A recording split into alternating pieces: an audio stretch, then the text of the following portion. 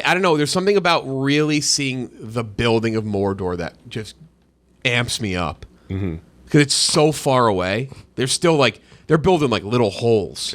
I want them to have contractors. Yeah. They have it's like a union boss. Yeah. It's like 5 guys sitting around a hole. No one guy's digging. We couldn't get the permit. Welcome to Lights Camera Barstool, episode 52 of season 2. Jeff Lowe, Ken Jack, Chris Castellani, and Gooch coming at you here with a packed episode. It was convention week, D23, Disney's Comic-Con, where they were supposed to reveal a ton of big shit, and they kind of didn't. Kind of a dud. Yeah, they kind of dropped the dud. The Willow trailer didn't get you... It didn't get you full mass. To the surprise of a lot of people. Actually, that was awesome. It was a good trailer. I've been saying for weeks that they were going to do the Fantastic Forecast. I won't pretend that I was anywhere near right, but that was a lot based on the fact that everybody said it was going to happen. Yeah, you were not the only one. It was it was a lock. I'm very confused why it didn't happen. But we'll see. We'll get into all that. We have 2 interviews. We have Justin Long, who we had a great time talking to about the movie Barbarian, which we will review next week. We're going to have fun with that. Yeah, Barbarian next week. This week we'll talk we'll probably dial back Thrones and She-Hulk a little bit because we have, we'll do Lord of the Rings and we'll talk Pinocchio, which is on Disney+. How scary is Barbarian? I haven't seen it yet. It's not like jump scary, I would say. It's not overly that way. It's good. Right. It's All good. right. Suspenseful, I think, is the more what creepy. I would apply to it. Yeah. And then Patton Oswalt as well. We have not interviewed yet. That's later today. Yeah. So I don't. It could maybe it's a shitty terrible. interview. Yeah. He was just so good that first time. Yeah, he's gonna be great. Maybe the interview sucked. I don't know. We'll see. We don't know. We can't promise anything. But this episode brought to you by 3Chi. It's fall. Maybe you're driving to a football game. Let's say baseball, but baseball's still going. You're on the road trip. You're in the air, something like that. You need something maybe to calm you down, cool you off. 3Chi, great way to do it. Our good friend Large flew to NASCAR this past weekend. He's a big 3Chi on the plane guy. 3Chi offers premium THC products that get delivered straight to your door, including dispensary-grade Delta-9 THC, same effect as traditional marijuana, hemp-derived, making it federally legal, and much easier to get in your hands. And a good thing to take on a flight, long trip, calms you down. As a ringing endorsement for the product, it made Pinocchio watchable. That may not be a ringing endorsement for the product. I loved Pinocchio. I thought the movie was great. I'm just kidding. I can't even hold that in for an hour. The movie fucking sucks so much ass. Come on, Pinocchio. I may hate it. I'm curious. Here's the tease of the Pinocchio review. I'm curious who hated it the most. That's my big thing. Who hated Pinocchio the most? I'm going to be bummed if it's not me. Best part about 3Chi, giving Barstool listeners right now, you, an exclusive 5% off all products. They have delicious food. The cookies. Good. Roan the other day went over to my desk. He goes, "That 3Chi?" He goes, "Yeah." I go, "Why do you want it?" He goes, "Not really." He goes, "But because the chocolate's so good, I just kind of want it right now." Picked it up, popped it in, had a nice chocolate. Use code STOOL5 at 3 CHI, like Chicago.com, and experience cannabis perfected now. Must be 21 to purchase. We have a lot to get to, so I'll just go quickly. Congrats to myself and Ken Jack. 1-0. Our football teams won yesterday. 1-0. Who'd you get? You played a rival, right? Who'd you play? Played Baker. Oh, yeah, that's right. That is a rival. Yeah. I was going to say divisional rival winners, but that's basically the same First thing. Browns week 1 win in 18 years. Lions look like they're not horrible, though. Yeah. They're pretty bad. I mean, they brought the projected division kind of winner fun, though. To the last second almost. I'm really done with kind of fun. Yeah, no, the fact is and I was telling Ken Jack before we started recording, before you even came in, Jeff, it was like I'm done with the whole we're gonna out physical you and then giving up 40 points a game. Like you got to give me something. That is true. That when your head coach is like the big brooding grit guy. That's his thing. Yeah, I'm gritty. I don't bitch. care if you got a scrotum where your chin is supposed to be. Yeah. We're gonna shut you down. Okay, well Jalen Hurts is still running. Good offensive line and a really good running back. Next week is going to be very telling because I think the Commanders stink. And if you're not winning that game at home. Wentz yesterday scored the first touchdown of Sunday. PFT tweeted, "Fuck Carson Wentz," and the LSU football Twitter account retweeted it on accident, and it was up for a while. Jesus. So that guy or gal must have been logged into their account, and they followed PFT and they retweeted it, and we were like, oh, let's not put it out. We didn't put it out there. Be offended by that. You don't want them to get in trouble. Yeah, like, yeah, sure. Right. Bengals lost. Bengals can get fucked. Yeah, that's done. My No team kind won. words. My team won. My Kentucky Wildcats are ranked 9th. That's true. That's yeah, my only, Kentucky. That college football state was that is my unbelievable. only team. I'm just kidding. Marshall wrecking Notre Dame was like, what the fuck? It was a perfect God. reminder of like what it is to be a fan in the NFL, where it's just like you get your hopes up, and there's just going to be 5. Even if you're like one of the best teams in the league, there's going to be 5-6 weeks out of the season where you're just going to come out and you're going to fucking hate every minute of the game. Yeah. Like no, you had the reverse Chief this week, Gooch, because you got hope on Saturday and then it was thwarted on Sunday. Whereas Chief had his heart ripped out by Marshall on Saturday. Then the Bears out of nowhere. Tough week. Bears, they didn't look Bears bad. game was awesome. Tough week for our friend. If you're not a Barstool fan, you listen to this. You don't listen to LCB. We have a good friend over in Chicago, Barstool Chief on Twitter. Good lad. Big Notre Dame guy. Big Nottingham Forest soccer fan. Worked pretty tirelessly to become the American face of Nottingham Forest soccer on Twitter, and then tweeted out the other day, "What has the Queen ever done?" Oh yeah, that was a rough move. That was a tough And idea. his replies were torched. And then the next day, the Irish, ironically enough, he's a Notre Dame guy, did lose to Marshall. Yeah. She would have hated that. And he just tweeted, he's like tough 72 hours. At least the Queen never lived to see Marshall beat Notre Dame. Yeah. She would have called. I do have to respect Chief though. He went on Twitter Spaces for like 2.5 hours. He did. Chief's a really good dude. I felt bad that they were like, never return to our stadium. That's what the fans were saying. Persona non grata. I love that. And it was tough. Marcus Freeman comes home to a voicemail. It's just the Queen. Like in 7 days now. It's the Queen. Fuck nut. Such a good mockumentary. Last thing about the Queen, rest in peace. I'm a Royals guy. Whatever. Ooh. I mean, I also recognize Royals are kind of shit. I just enjoy the stories. The idea of the Royals is fascinating. The wives to me. or like the incest or what part of it? Everything is fascinating. Like just the idea that Royals still exist in this, like, imagine whenever I think about the Royals, I think about imagine if we had alongside Biden and Trump a king or a queen. It's a weird thing to think about. I prefer my monarchs to have absolute power. That's why I'm a big Saudi guy. I love watching those kings just going out and being like, yeah, I'm just going to import like 100,000 slaves to build a stadium. And everyone just has to sit and take it because they have all the oil. It is the other fascinating thing, too, just about Queen Elizabeth herself, is that no matter how you feel about her, there's no denying there is a worldwide, even in this country, like love of her because it's her charm, and she always, her late husband, he never looked very good at the end there. He always looked pretty decrepit. She always looked very also played by Matt Smith in The Crown, which is kind of ironic. She always looked rather like healthy and good. Any goodwill and like whatever people had for her, that just doesn't exist for King Charles. Just like that. I actually hate him because he is a clown doofus that nobody likes. Like it's just pretty funny. Bengals are 1-0 underneath his 0-1 underneath his regime. That's true. So I'm waiting for a regime change. So we made a fake tweet for The Rock. We didn't post it because there's too much power with The Rock. Warner Brothers has one more movie releasing after Don't Worry, Darling. It just didn't feel right to tweet it. It felt like too much for us.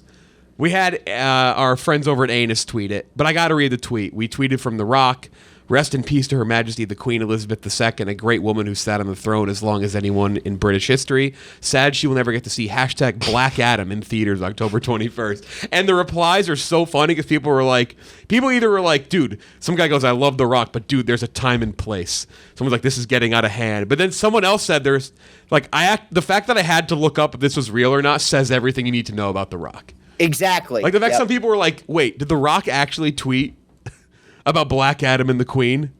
Kind of says it all. But yeah, the Queen is no longer with us. It's now the King.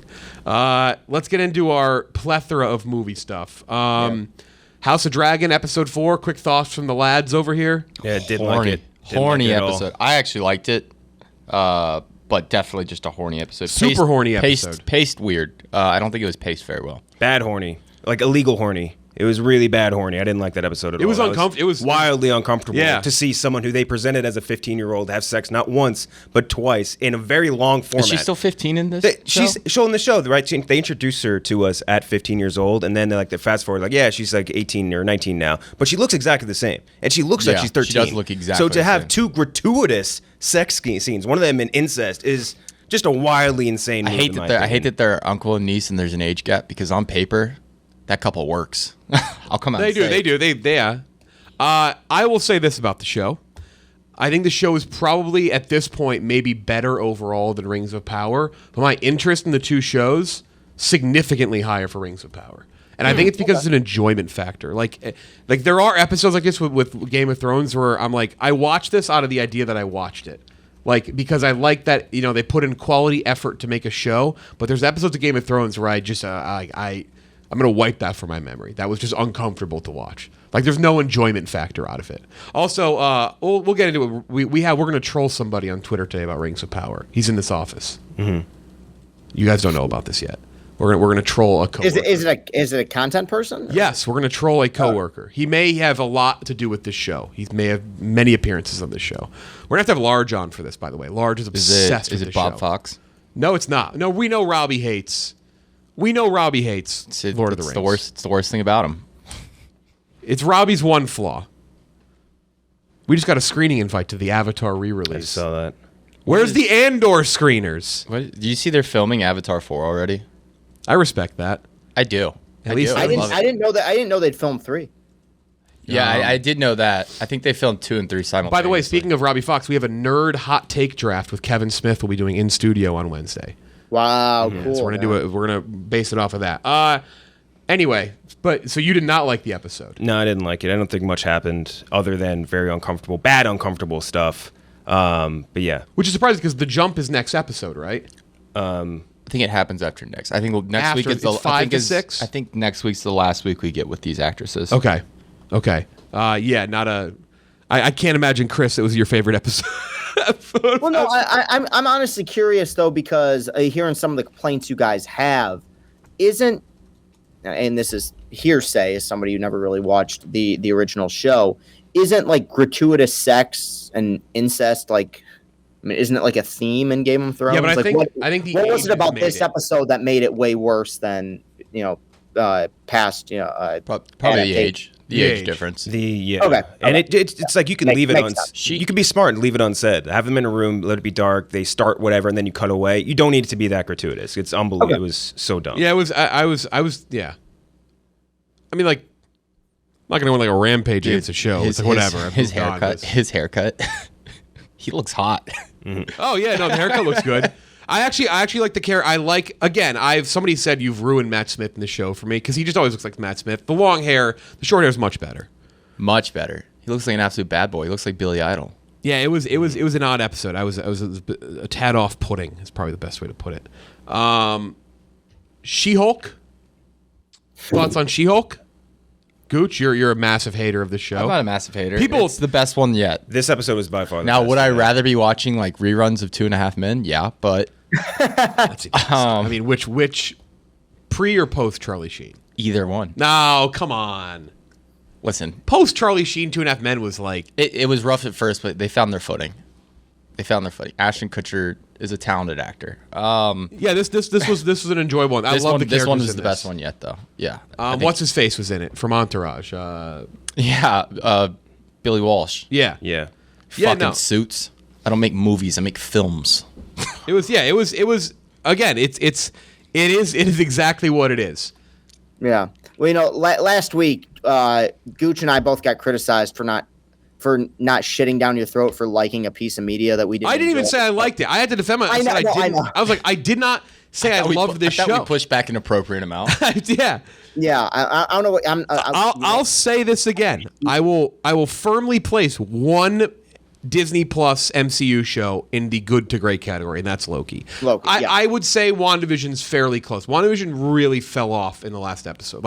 Hard. WandaVision has maybe the best episodes. Like individually, like there's like 3 of the top 5 episodes. I'm probably more unfair to WandaVision than I I'm more unfair to WandaVision than I maybe am critical to She-Hulk. I guess like maybe that's like a thing you could say, but yeah. She-Hulk was fun. Yeah, this was a more fun episode of She-Hulk, I thought too. Like I just kind of I enjoyed the characters.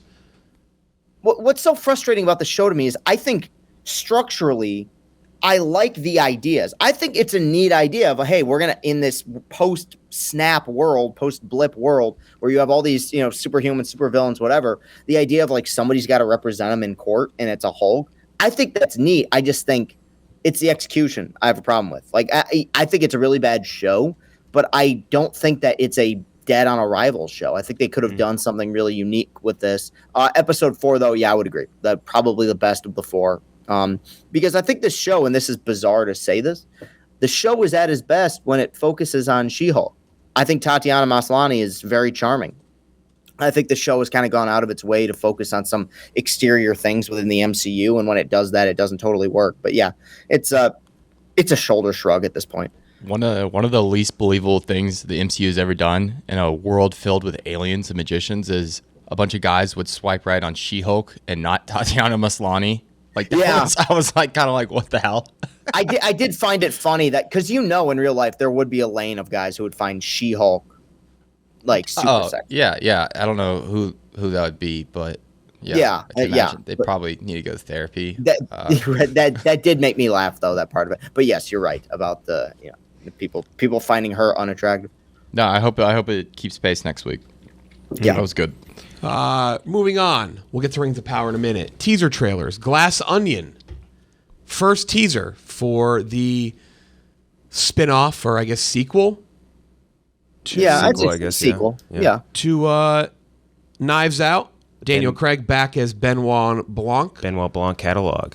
Edward Norton, Kate Hudson, Dave Bautista, Jessica Henwick, Madeline Klein, Ethan Hawke, Catherine Hahn, Janelle Monáe, Leslie Odom Jr. I almost feel like there's going to be some other people in this, right? Like, don't you feel like there's a surprise somewhere? It'll be, what's that guy's name? Who's the detective that Rian Johnson has in all of his movies? The guy who was like the detective alongside Lakeith Stanfield in the last one. Oh yes, I never know that guy's name, but I know who you're talking about. Is Lakeith not in this? I don't think so. That guy was a cop in wherever they were. That's true. That's true. He was the home. He was the cop? As was another. Yep. Yeah, he was a detective along with the other guy. Okay. I've not seen it in a while. And that was in somewhere in the Northeast. I think, where was that supposed to take place, the first Knives Out? I think it's like Pennsylvania. Netflix on December 23rd, but also a limited theatrical run. I will be watching this in theaters. Mm-hmm. Yeah, that's good that they're giving a run. So they're probably going to try and push for awards for it, right? If they're giving it a run. Yeah. I'm glad it's in theaters. I would say the cool trailer. It's a teaser. Yeah. I mean, it's a murder mystery. I mean, there's not much like who are we picking? Who's I don't know, but very Clue-like, right? Mm-hmm. Yes. Like this had a very Clue feel, more of a Clue feeling than. I think maybe the premise felt more like Clue. Yeah, because they're there for a murder mystery, right? Right. Like they're actually taking part in a murder mystery versus like the last one, the guy who got killed just wrote murder mystery books. Yeah. Yeah. And then he just happened to get murdered. It's already debuted. It debuted at TIFF. Not publicly, so it's not like you can go watch it now. Early reviews are in, I believe it was like an 85 on Rotten Tomatoes, like right around there. Yeah. Critic score, 89% critic score. Not a lot of reviews yet. But most people seem to really enjoy it. Bigger, someone say bigger, more precisely designed than Knives Out, which I think it has to be. Yeah. Knives Out was pretty simple and straightforward. It was the cool twist of being so straightforward that it wasn't. Mm-hmm. It was like a murder mystery done in reverse.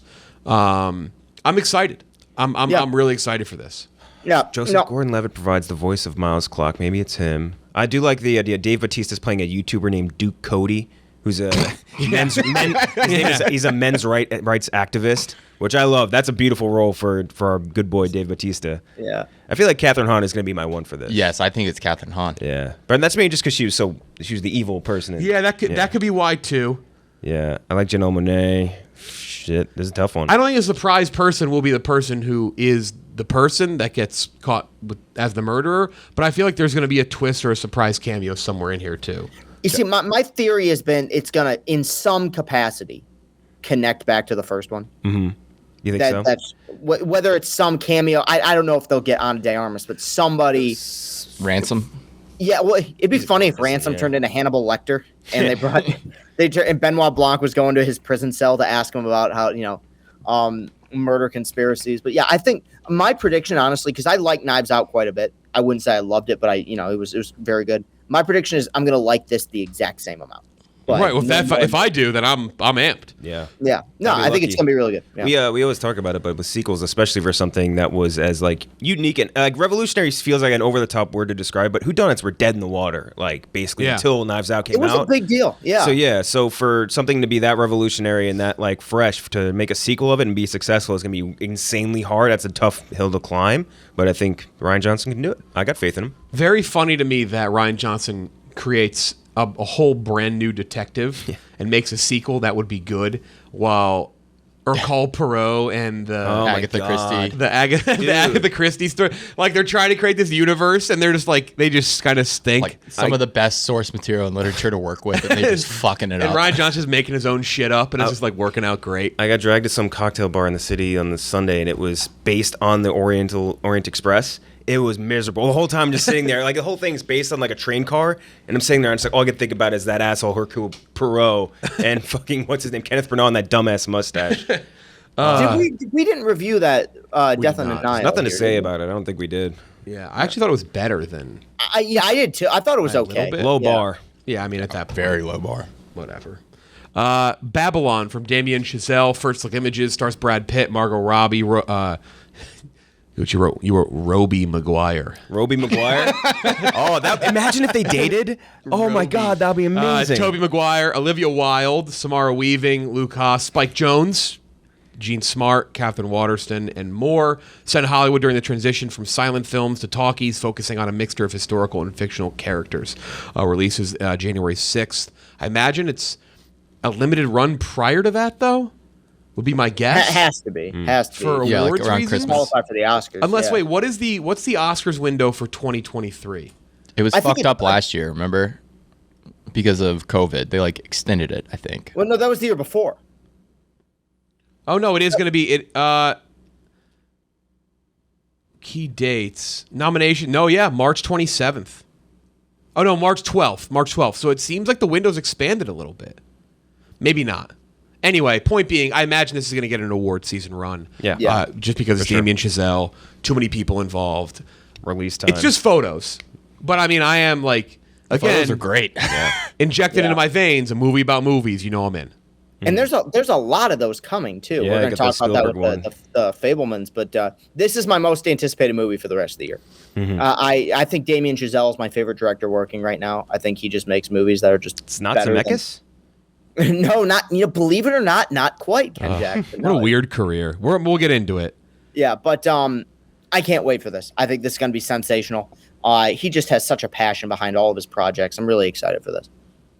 There's not much more to say on Babylon. They're just photos, but look at the photos. It does look great. Yeah. I liked the picture of Toby and the makeup. I guess he's going to be one of those like silent film actors. Yeah. He's playing Charlie Chaplin. Oh, he is. That's right. like confirmed? I knew somebody was. I didn't know that it was. I'd have to double check. I mean, that's a huge role then. Whiplash, great. La La Land, obviously divisive in some circles, but like it's hard to call Whiplash La La Land on anything other than at least good. I mean, I know people have their problems with it, but whatever.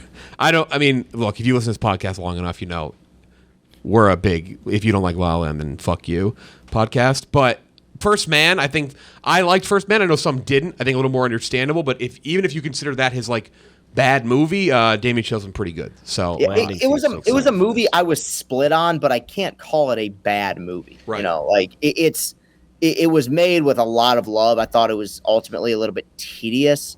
It was a little tedious. That's a good way to put it. And a disappointment relative to his other two films, but I mean, Whiplash is in my top 3 favorite movies ever. So like I'm always wow.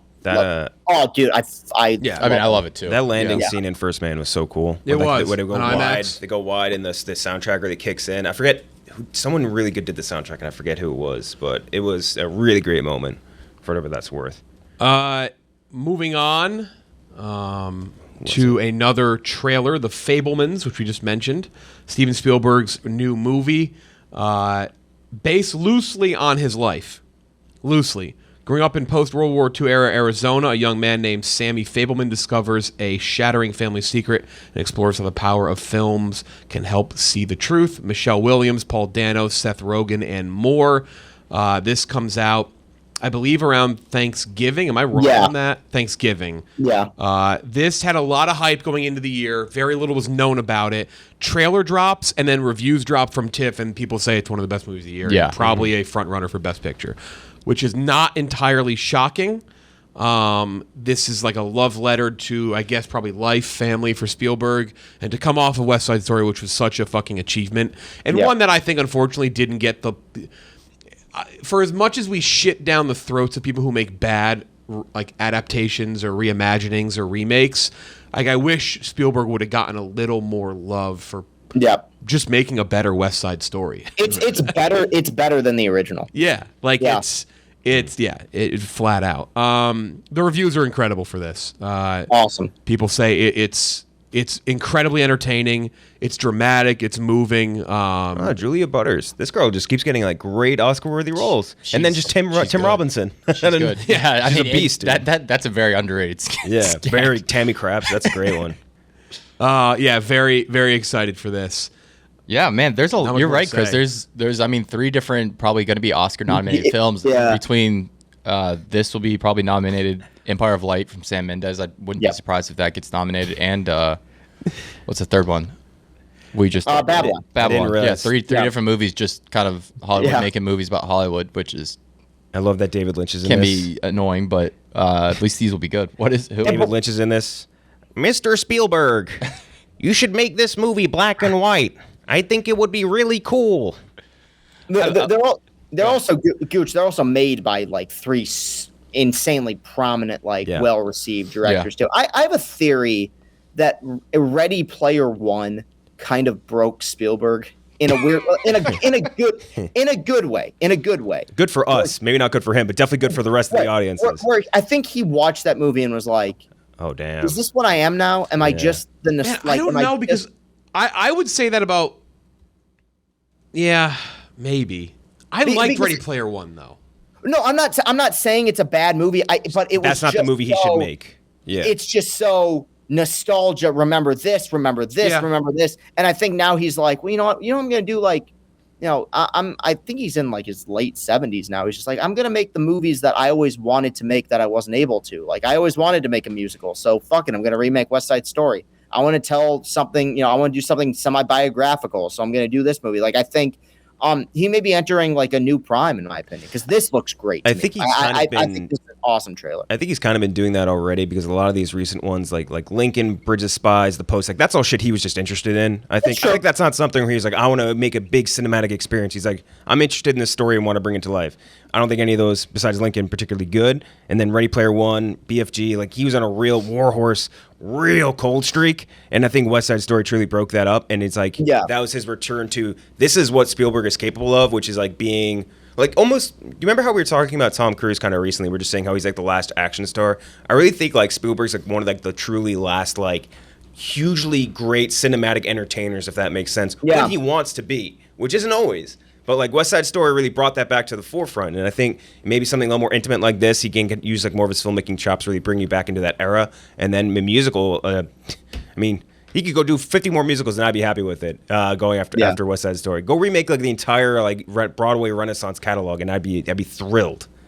He was at one point attached to do a version of Cats. Yeah, that would be way better. I'll tell you that right now. Supposed to be animated, I believe, but that would have been hilarious. Yeah, pick a good musical. Fabelmans looks pretty fucking good. Another movie that we didn't get a trailer, I don't think, but I did read a little more on it. Is I do keep forgetting that we are, and actually, what it came out at this summer, Armageddon time. Yeah, I heard that was really good. Oh yeah, I posted the trailer. It didn't really get much of a pop. So did the trailer because come out? We have so much stuff. Yeah, I heard we'll talk a little more about it next week. So I left it out. But it's the next James Gray movie, and James Gray, I mean, he does a very specific type of movie. The last two being Ad Astra and Lost City of Z. Both I think rocked. I know people had problems with I fucking love those movies. Wait, we also had to cut The Good Nurse. Yeah. Is that It's a spinoff from The Good Doctor. The Good Doctor. No, it's not. It's I like thought a, it was. it's a, no, I don't think it is. Are you sure it's not? I'm pretty sure it is. Are you kidding sure me? it is. Yeah, I'm pretty sure it is. That's with Jessica Chastain and Eddie Redmayne. No, you're talking about the movie. There's a show they're doing that's There is a show of The Good Doctor, for sure. Yeah, there is a Good Doctor spinoff. I know that's happening. That's very recent that just came out. And I remember I pretty much cooked it. Okay, The Good Nurse comes out in October with Eddie Redmayne and Jessica. Okay, so The Good Urologist. The Good Lawyer. The Good Lawyer. The Good Lawyer, that's right. You can't make That's this right. shit up. That's right. You can't make this shit up. How recent was that? Like weeks in the last 2 weeks, right? August 22nd, yeah. Yeah. That's so funny. The Good Lawyer. Oh my God. Quick ad reads, and we gotta get to D23. They already made Better Call Saul. There's no point. Truebill, are you wasting money on? It's a good time. We're talking about all these streaming things. Good time to know if you're wasting money on subscriptions. 80% of people have subscriptions they forget about. Might be an unused Prime account. You might have 2 Hulu accounts. I had that problem. Great app. I used it. This is how I figured it out. Now I'm not wasting money on that. I'm wasting money on other things, but not streaming subscriptions. Truebill got renamed. It's called Rocket Money. You might have heard of Truebill. We've talked about it before. Rocket Money. App shows all your subscriptions in one place and cancels what you don't want. Rocket Money can find subscriptions you didn't know you were paying for. You may even find out you've been double charged for a subscription or have 2 like I did. So Rocket Money will take your emails. It'll figure it all out for you. It'll show you what you have, what you can cancel, and help you cancel it right from there. All you got to do is hit cancel, and Rocket Money takes care of the rest. Great app. Absolutely sign up for it. Because save yourself a couple bucks a month. Cancel necessary subscriptions with Rocket Money today. Go to rocketmoney.com/lights. You could save you hundreds per year, maybe more. Again, I was paying for a rogue Hulu account for a long time. I still have that Microsoft charge on my account. I need to get rid of it. I don't know what to do, but I guess I just use Truebill. I see charges that come through. I saw one for like a PixDen, and I looked it up, and the last time I downloaded something was like 2012. I was like my senior of college. Like, okay, I'm glad I'm paying like $6 a month for this. All right, D23, a lot of stuff. Fuck, it's a lot to get to. Oddly, not as much as I thought, though. Live-action Lion King sequel officially titled Mufasa the Lion King, and will follow Mufasa for his younger. Mustafa a Lion King, because there already is the Lion King. Mufasa is a Lion King. They got to switch that. Yep, that is true. Mufasa through his younger years and his rise to king. I thought this was going to be a sequel, right? Mm-hmm. Yeah. Wasn't this initially going to be a sequel? Not that it matters. I think we just heard Lion King. They're making a follow-up to The Lion King. We just assumed it'd be like the same order that they did the animated ones, where they did Lion King 1.5 or whatever, and then Lion King. They were going to remake that. There's really only one way. There's only one thing to say about this. Barry Jenkins is directing it. Yeah. That's insane. Like, it's just nuts. Barry Jenkins has done 3 movies. One, a small one, Medicine for Melancholy. I would suggest people check it out. Absolutely worth a watch. Much, much smaller movie. Has a Wyatt Cenac, a comedian in it. And then he did Moonlight, won Best Picture. And then If Beale Street Could Talk, which was a gross... Awesome movie. A gross, snub by the Oscar in many ways. Everything. Did it get anything? Did it win Best Score? No, it didn't even get nominated. I don't think. Which is crazy because it's easily the best score of the year. Huge snub. But Regina King won for that, right? Wait, I think you're right. She did win. Oscar? She won supporting. You're right. Yeah. She won supporting, but it did not get the play at the Oscars that it should have. Yes. He's made 2 incredibly original, personal, dramatic movies, and now he's making The Lion King prequel. A prequel to a movie that was panned. I don't think it's horrible. I think it's lifeless. Yes. I don't think it's horrible because it's a very similar movie we're reviewing later. Soulless. It's hard to call it horrible because it's literally just the great movie done again. Done worse. Done worse. So it's a significant step down from the animated one. No doubt about that. But it's not like it's a fucking 30 out of 100. With that said, it was still called lifeless, soulless, faceless, emotionless. I don't know what they're going to do. It's crazy he's directing this. That's his next step. What they're going to do. Getting to do? And on the next Lion King? I just don't know. My one thing that I think, and I'm curious to hear why he took this on. Obviously, money could be a big thing. Yeah. Very much so. Prestige, I guess. But again, he doesn't seem like a guy that would be his thing, though. I've actually listened to a lot of interviews from him because I think he's a fascinating guy to listen to. He went to film school at Florida State. His roommate was Wes Ball, the guy who directed the Maze Runner franchise. Holy shit, that's crazy. Like his best friend and roommate. And I do wonder if he kind of got that from him. Hey, I'm going to take a franchise on all that. Very interesting. Not much more than that of the fact that it's Barry Jenkins directing it. So, first teaser for the live-action Little Mermaid released. Stars Halle Bailey. I loved our fans on Twitter who thought it was Halle. It happened at the same time we announced it the first time. Yeah. Like I do it every time too. I'll be honest. Like Yeah. it's just one of those things. Like when you read Halle Bailey, like, the way the letters line up. When she was like just coming into looks like Halle Hollywood, Berry. someone should have been like, "Hey, dude, like change your stage name, like make it something." Well, that's else, what 'cause people are gonna said fuck about- this up. Well, she was part of Chloe Chloe X X Hale. Hale. Yeah, but then like make your stage last name something else. You know what I mean? That's fair. It's like that was who was that? Oh, when I remember when 12 Years a Slave won like Best Picture, and the director Steve McQueen went on Yeah, stage. and Bill was the actor. My dad's like, come on, you gotta get yourself like an initial in there or something. You can't just be Steve McQueen. Like you gotta The dead white actor now revived. you gotta differentiate black director. yourself a little bit. Yeah. Great director too, by the way. Yeah. Steve McQueen. Do you remember- Donald Glover's a rapper? Do you remember that? Do you remember that one scene from Widows? Right, where like that movie was like okay, but the one scene where they had the camera mounted on the limousine with Colin Farrell as he goes from his shitty district he represents, Oh, yeah. to like his yeah. house in like the Awesome. really rich district. Such a good shot, and the whole scene with Daniel Kaluuya. The whole scene like, with Daniel Kaluuya is in the is gym, actually so good. unreal. He did Shame too, right? I believe so. Yeah. One of my favorite movies. Dude, he's I a mean, beast. favorite movies. Had Weird way to nothing. put it. Is he One of the nothing best else movies. coming He's got nothing out soon? cooking? Wow, that's crazy. He's a good director. Huh. He did an anthology He did a theory show, series. right? Yeah, he did, Small Acts. Yeah. That was good too. John Boyega. Anyway, Melissa McCarthy, she's going to play Ursula. Javier Bardem plays the king. Jonah Howard King, Daveed Diggs, Jacob Tremblay, Lin-Manuel Miranda, Aquafina. Hits theaters May 23rd, May 2023. I don't know. I mean, the singing's, she sounds really good. What date does it come out? She's a great singer. She is, and in my opinion, it's one of Alan Menken's best. Between that, and like probably Lion King and Aladdin are like my three favorite from him. There's some great songs in this movie.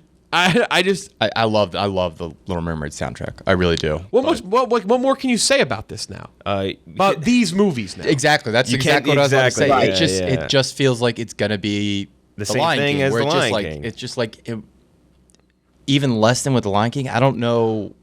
I think the animation served The Little Mermaid much better than anything else because mermaids in live action. I don't know. I really don't We've know. seen what it to once, expect. and it was that Chinese movie Underwater. with It's Donnie. gonna be underwater. Have to move. Like it's. You're asking a lot from the CGI team, Especially after the audiences will have recently seen Avatar 2, which will be revolutionize the way we look at underwater filmmaking. So that's going to really be a tough hill to climb. That and just making it unique. Like we talked about it with these live action shit, like Disney things all the time. Just make it like fucking Aladdin. See, Aladdin that's why did its own thing. You make it your own. I'm actually very excited for The Lion King because of that, because they're not going to be doing a straight one-for-one shot remake of a previous work. It's going to be a new soundtrack, and it's going to be a completely new story. Yeah, so they're going to be forced to be creative and actually have some passion in the project. Yeah. Have they said the Lion King prequel is going to be a musical? I'd be shocked if it wasn't. Oh yeah, it would be insane if they didn't do. But that's what's bothered me about these remakes. Is to me like one of my favorite Disney soundtracks is Mulan. And that was the one where they were like, no music, no. Well, that was a different type of deal because, like, I believe the Chinese production had like a lot to say on like the live action version of it versus with these ones, I guess. But this guy too, Rob Marshall. I will say, as far as Disney live action remakes go, Mary Poppins Returns, awful. That was just a big no-no from him. That, yeah. So and Rob Marshall do Into the Woods too? And Pirates of the Caribbean on Stranger Tides. Oh yeah. And Into the Woods. Oof. But he did do Chicago, right? He did Chicago. That was his first movie, and then after that, Memories of a Geisha. Really? Well, I mean, Chicago got a fake Best Picture. Yeah. Anything that won during I love Chicago. anything that won during Fellowship of the Ring and Two Towers they were fake Best Pictures because of the Academy saying we can't give you these 3 years prolonging. in a row. Yeah. Yeah. Which everyone assumes is going to happen for Dune, and I'm just crossing my fingers that's what happens. I just don't know anymore. Let's save any thoughts here for. We'll throw it into Pinocchio because Pinocchio is going to be more of a. I mean, there's a lot to say about Pinocchio. Yeah. Willow first trailer stars Warwick Davis, Christian Slater. Just weird to me. Just like Slater. Christian Slater in like Lucasfilm, like because Willow's not Star Wars, but it feels lived in that universe. Yeah. It's just like I don't know. Christian Slater's just like Christian Slater's the guy to me in many things. But for me, for some reason, he's always the guy that steals the caviar in Curb Your Enthusiasm. Like that's always my like thought of Christian Slater, so it's just odd. I think, I was talking to you about Christian Slater on Friday, right? Like, I've always thought Christian Slater was a bad actor until I saw Mr. Robot, and I was like, oh yeah, I like him because I like his early. I like Heather's quite a bit, and I like he did a movie called Pump Up the Volume, Pump It Up or Pump Up the Volume that I really love from the early '90s. I think it's a series. Willow's a series. Yeah. Okay, I thought the trailer was really good. Like, yeah, awesome. I think it looks fun. Sequel to a movie that came out in 1988 from Ron Howard. God bless Warwick Davis, box office king. I think he's number 2 all time at the box office in terms of actors appearing in movies. Unlike I think Group of Heroes, Samuel L. Jackson's the only one ahead of him. Yeah. And Robbie almost accidentally killed him at Star Wars Celebration. That's true. And unlike a Group of Heroes, sets off on a dangerous quest to places far beyond their home, where they must face their inner demons and come together to save their world. I mean, it could be good. I don't know. I just don't have much on this. I just don't know. I'm not like I got to rewatch Willow. I can't even pretend to be the number one Willow guy or anything like that. But like, as long as they're making more fantasy properties, I'm down for it. Yeah, that's like swing for the fences, fail. I don't care as long as you're trying to do something interesting. And this world, from what I remember, the last time I watched Willow was a long time ago. Like it is interesting. It's just like the effects they had available at the time were a little bit wonky, and I think that they can do something way more now with the budget. I honestly don't think I've ever seen it. Is it on Disney? It's on Disney Plus. I'll just have to go watch it. Yeah. Star Wars animated series Tales of the Jedi first trailer features young Count Dooku, Ahsoka, Mace Windu, Yaddle. Yeah, she looked bad. And more. Releases Disney Plus October 26th. Animated shorts, which is kind of a bummer. Yeah. I wish these were longer and Bad Batch just stopped. Bad Batch is like not bad. It's just not warranted to have any more seasons of it. Yeah, I'd rather full of this because I think this looks awesome. Like in terms of animated Star Wars shit, like this is very cool. I love the idea of seeing a young Dooku. Yeah. Like that's a thing. If we're gonna explore shit and stuff we know, at least take me to a time where we don't know them. Looks like we'll get a lot of Mace too. Yeah, the relationship with him and Mace, and we don't really get a ton of Mace Windu really, even in the Clone Wars. Like he's a character, but you don't really get to spend much time with him. Yeah. There's like I think 2 episodes that are like he's like a main character in, but like other than that, not a ton. These animated, I love the animation style of Clone Wars. It was one that took me a while to like warm up to, but like the series is just, they were so good, and just using that in more of an anthology series. I don't hate the idea because then you're not forced to like build out the lore of Count Dooku or build out the lore of Mace Windu or whatever. Like you can kind of just like give it like a short window of time in their lives, and I kind of like that. I know, Chris, you're a big Yaddle guy. Well, no, huge, yeah. Would you guys agree, and this is what is so interesting to me about Star Wars, would you guys agree that, like, the original trilogy is the original trilogy, and it's classic, but would you agree that the prequel era has the most material to work with? As far as, like, actual characters and... In terms of just expanding the lore, I feel like there's so much, and I've only watched Clone Wars off and on, but, like, between Clone Wars and Bad Batch and obviously this, I feel like there's so many characters that weren't expanded upon in those 3 movies that you've always felt like had more material. You always felt like there was more to the Darth Maul. You always felt like there was more to Count Dooku. So, I mean, I might watch this, I might not, but it's just, it's very interesting to me that it seems like as time has gone on, maybe not so much the appreciation for the films, though popularity has grown there as well, but the appreciation for that era has really, like, I feel like there's so many more stories that you can tell there. Yeah, so like going backwards, I think it would always be the direction. Like if I could go forward from the trilogies or backwards, I would always prefer to go backwards if we're telling new stories, because that is just such a more, not like totally more interesting era, but there is more to, like, more room to run and do your own thing. So I have a question for you guys. I don't know why. I was just thinking about this the other day, but I know you guys are huge fans of this director. Would you rather see more spin-off shows set in the prequel universe, or Denis Villeneuve remakes the Star Wars prequels? Denis Villeneuve, Star Wars prequels. For the record, I know this will never happen, but I was just thinking about this. You say never, but I mean, I would love that. It would be, if you look at Dune and then you could do that in a prequel, but then we wouldn't have like the humor of Anakin falling off the giant tick bug just to make out with Padme. Like, I don't know. There's like you'd never get Dexter Jetster if you didn't have George. That's true. You know what I mean? I'd want to see what Villeneuve would do with it. I want a Kit Fisto animated film. Kit Fisto had a little bit to do, and he had a great actually mini arc in Clone Wars where they go to the underwater planet. Dude, give it time. I sent out a tweet the other week. we're a few weeks away from a Porkins spinoff. I feel like he saw you too. That was very funny. Yeah. So I like it. Wouldn't shock me. Yeah. So that's that on the Tales of the Jedi. They're shorts. I'm excited for that. Just a little Star Wars kind of little taste here and there. And I like the premise. Mandalorian season 3 trailer came out. We had kind of seen this. It leaked a little bit. If you had gone on YouTube and seen it, yeah, we talked about this. You never saw the leak? Nope. Yeah, we talked about this a little bit because it did leak. This is a different version than what was shown at Star Wars Celebration. This looks fucking amazing. Mandalorian season 3 looks unreal. Just so fucking cool. I don't know what it is. Like there's something about watching Mandalorian trailers that you just think about. And I actually won't count Andor in this because Andor has looked great in everything they've shown. But like Boba Fett and Obi-Wan even, like I think we were excited for it, but we were excited for a lot of Easter eggy stuff too. We're like Mandalorian trailer, I'm watching this, I'm like, oh, this just looks badass. Like, this just looks like it's going to be a fucking blast again. It looks like what I expected the series to be going into season 1, where you're dealing with a lot of like Mandalore, like just like the actual Mandalorians like dealing with each other instead of like what we ended up getting, which I love what we ended up getting. But this is going to be awesome. Like that shot of Mandalore was so sick. With Sundari, it's Sundari, right? The destroyed dome. The dome, yeah. Oh, that was so sick. There's some badass shit and some lore that you can expand on here that we haven't had yet, and we've just kind of been building up to. It looks like we're losing none of the great Grogu and Mando moments. Some fun characters. Babu Frick shows up.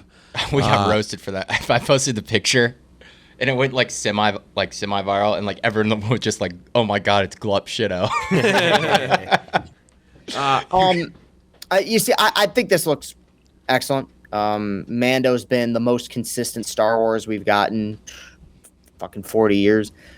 If there's one minor issue I really didn't like in Book of Boba Fett, that they reunited Grogu back with Mando. Yeah, it did. It admittedly felt cheap. It felt like very much a retcon because that's what I loved about the end of Mando season 2. I'm like, wow, okay, they're gonna make a season 3 and beyond, but it felt like this arc is completed, and that's really cool to me. Like, no matter where this goes, we're gonna have these first 2 seasons, and then you get to Boba Fett, and it's like, oh, hey, they're back together again. I don't like that, but that's not enough to like, ruin my excitement for season 3. I think it's going to be a really good season. The one thing I liked about that was that like they left it up to Grogu to make the choice. You know what I mean? Like that would have been a great moment to have in Mandalorian, right? Like that is an interesting kind of little bit. It's like, hey, he can choose to stay here and do all this Jedi stuff, or he can go back with his good boy dad, the Mandalorian, and he chose to go back. And like that's a choice that I think most of us would make. But like that's not something you expect in Star Wars. You expect like him to go and stay and be a Jedi and be like the one-dimensional good guy or whatever. But no, he chose with his heart, like we would. You're right, and they made it work. But there was a part of me that somebody within Disney was like, we can't separate these two, right? Because it was kind of tough. You got to bring them back together. Yeah, because I mean they're in a predicament because like you can't kill them. Well, they can't kill him. I could. But I could stomp him. To on what the ground. you said, Chris, I would have rather they just not have done Book of Boba Fett. Mm-hmm. I would have rather they had done maybe like a mini arc.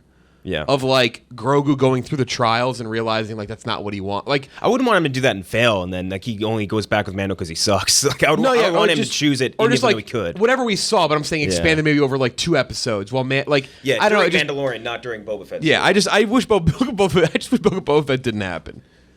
It just didn't need to happen. Like I'm glad we're here. We're a few months away from Mandalorian. Whatever. We're like in the end game now for Mandalorian. Like it's gonna be here soon, but like it's been a while.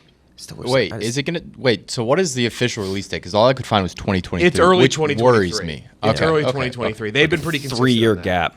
Sons of bitches. But the production looks like it was worth it. It does. It looks amazing. It looks really good. Have they ever stated how many seasons they plan on this being? As long as people are still begging for it, I guess. Yeah, I don't know. I guess. Well, some of them have like a plan of where they wanted to go. Yeah, I wasn't sure. Marvel's Werewolf by Night. Stars Gail Garcia Bernal from Mozart in the Jungle. Yeah. Dozen trivia question. He was? Yeah.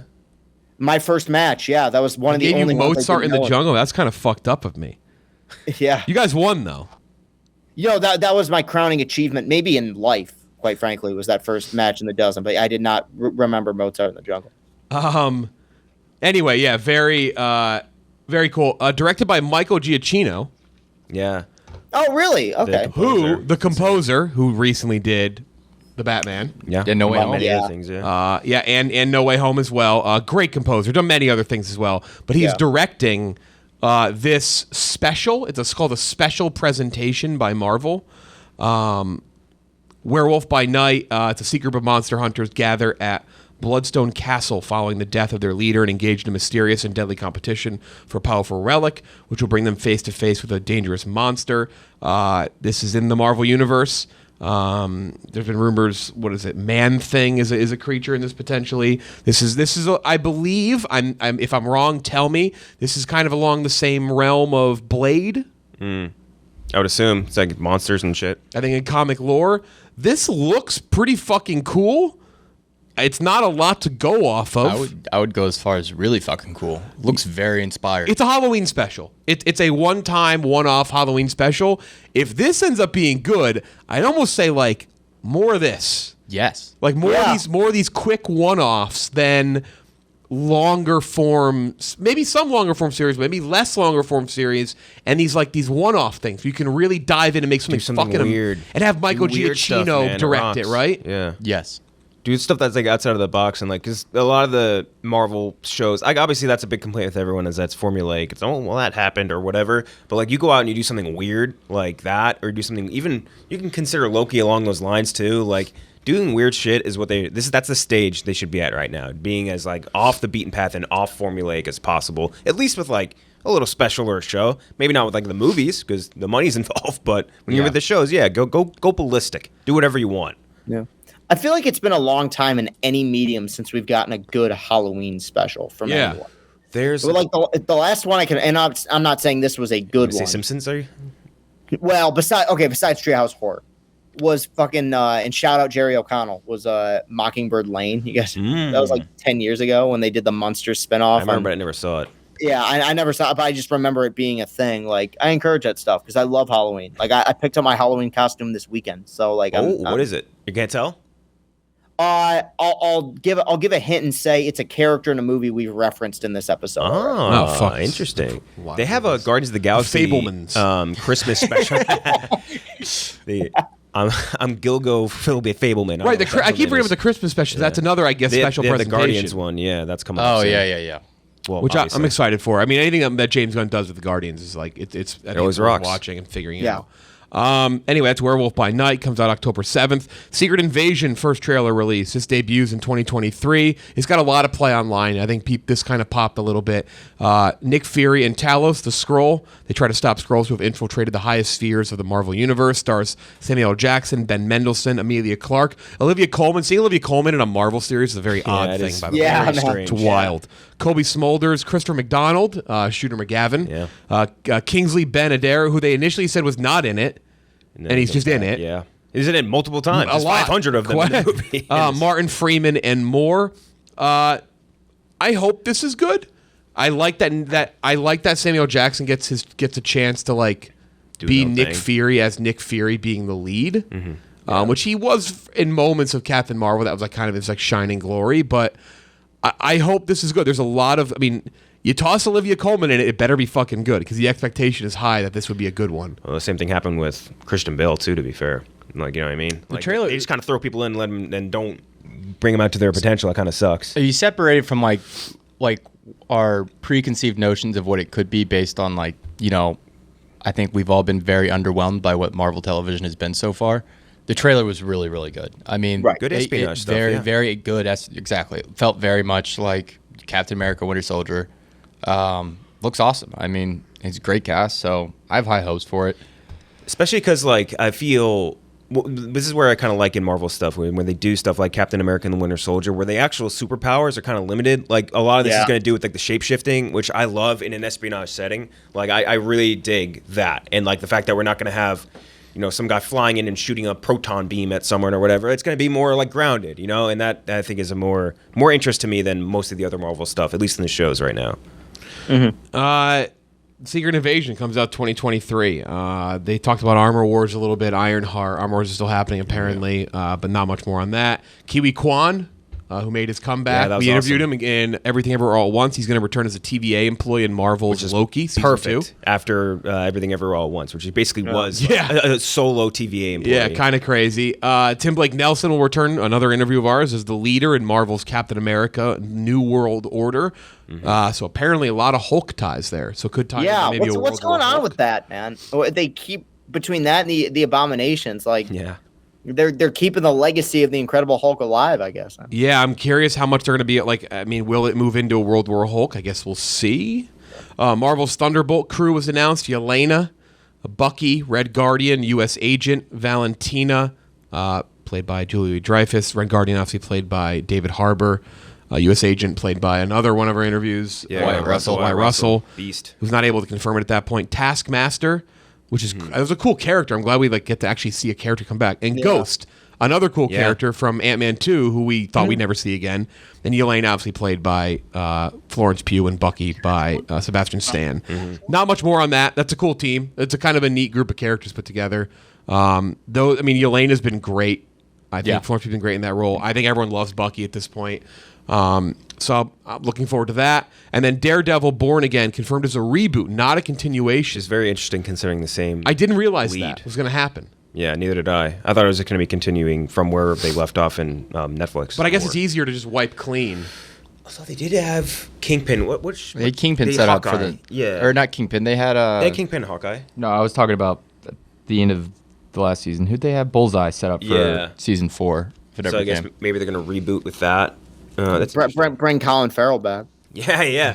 I mean, say what you want about that terrible Daredevil movie. Colin Farrell, he could eat up that role if he wanted to. You know what's weird about Colin Farrell, and you saw this with the Penguin too, is he's so good at going over the top. Yeah. Like when he wants to. I don't. Okay, I'm sure this'll win me a lot of fans. I don't hate the 2003 Daredevil movie. Not because it's a good movie, but because it's like if 2003 was a film. Like if somebody woke up from a 20-year coma and I showed them a 2003 movie, being like, "This is what that era was." It's the height of cinema. This is it. The Actually, soundtrack. People should it even then.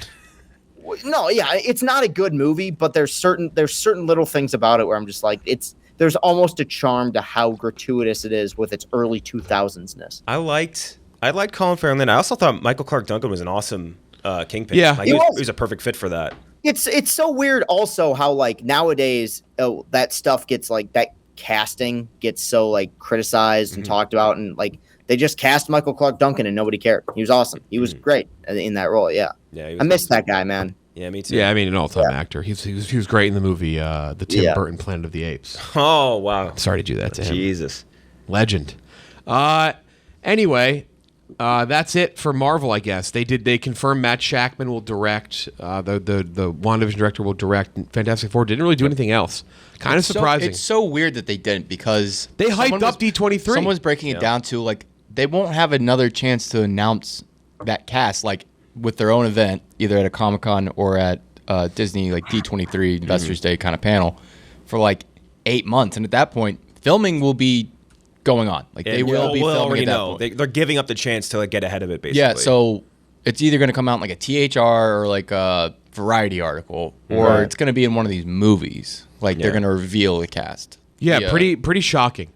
Do you think maybe it was a contract thing where they were finalizing deals with certain people? And because it was announced a few days before D23 that Jodie Comer was like the front runner or potentially about to be cast as Sue Storm. I wonder if that they just couldn't finalize the cast in time to make a full announcement, because you're not going to announce the Fantastic 3, right? Like you need to make sure you have the entire cast together. That was the one thing I was kind of wondering about, if maybe they just didn't have all their ducks in a row. They had Michael Chiklis like waiting behind the curtain, waiting to come out for the contracts to get signed. He'd come out as the Thing again. I would love Chiklis to come back as the Thing. I'm sorry.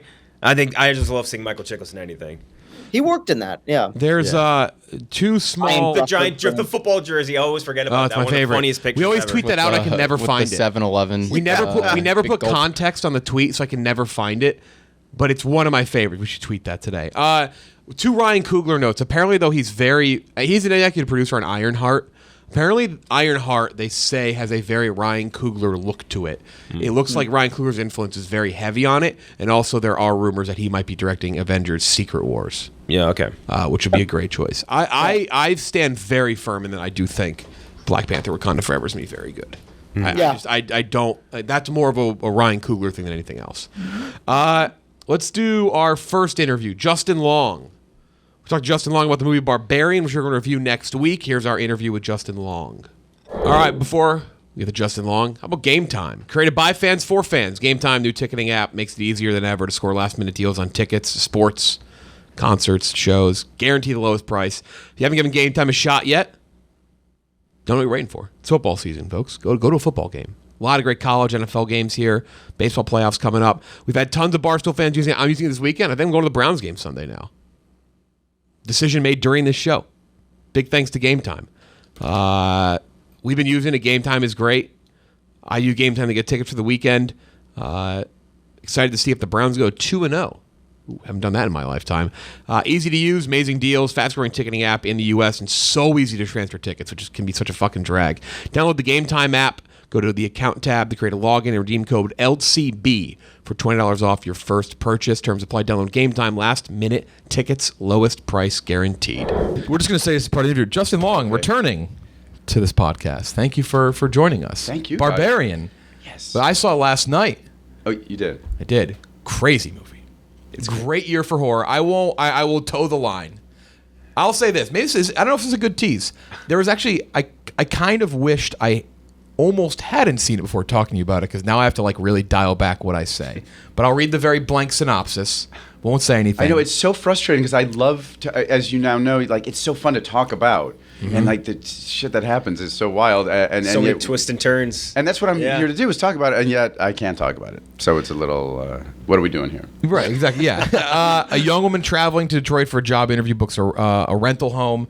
But when she arrives late at night, she discovers that the house is double booked and a strange man is already staying there. Against her better judgment, she decides to spend the evening, but soon discovers that there's a lot more to fear than just an unexpected house guest. Releases the 9th of September. You have to read it like that. Yeah, I do. But there's more to fear, perhaps. You gave a great comparison to this in another interview. You said it's very different than a lot of things that you've been in, or horror in general. You gave kind of a Sam Raimi drop in terms of really interesting blend of horror, humor. Yeah. It's got massive reviews, which we'll get into, but it's a solid year for horror, and this seems to be the next one. So can you maybe expand that a little bit? How much does that excite you when it's not just horror, but because you've been in some stuff like this as well, but it's just so different because it's got the humor, it's got that scare, and it's creepy, it's weird. Yeah, there's something kind of classical about it, really old-fashioned and patient, and I think the blend of horror and comedy is, I think they live so close to one another naturally. I think they're both different sides of the same coin. If you've ever been to a fun, like a really scary horror movie, people will laugh just to diffuse the tension, just in spite of themselves sometimes even. So I think they live so closely that Zach he's such a funny person naturally that I think he just had such a great awareness of that and how to capitalize on that. And they both also they have a lot to do with timing, obviously, and camera movement, and Sam Raimi does that better than anyone in the Evil Dead movies, and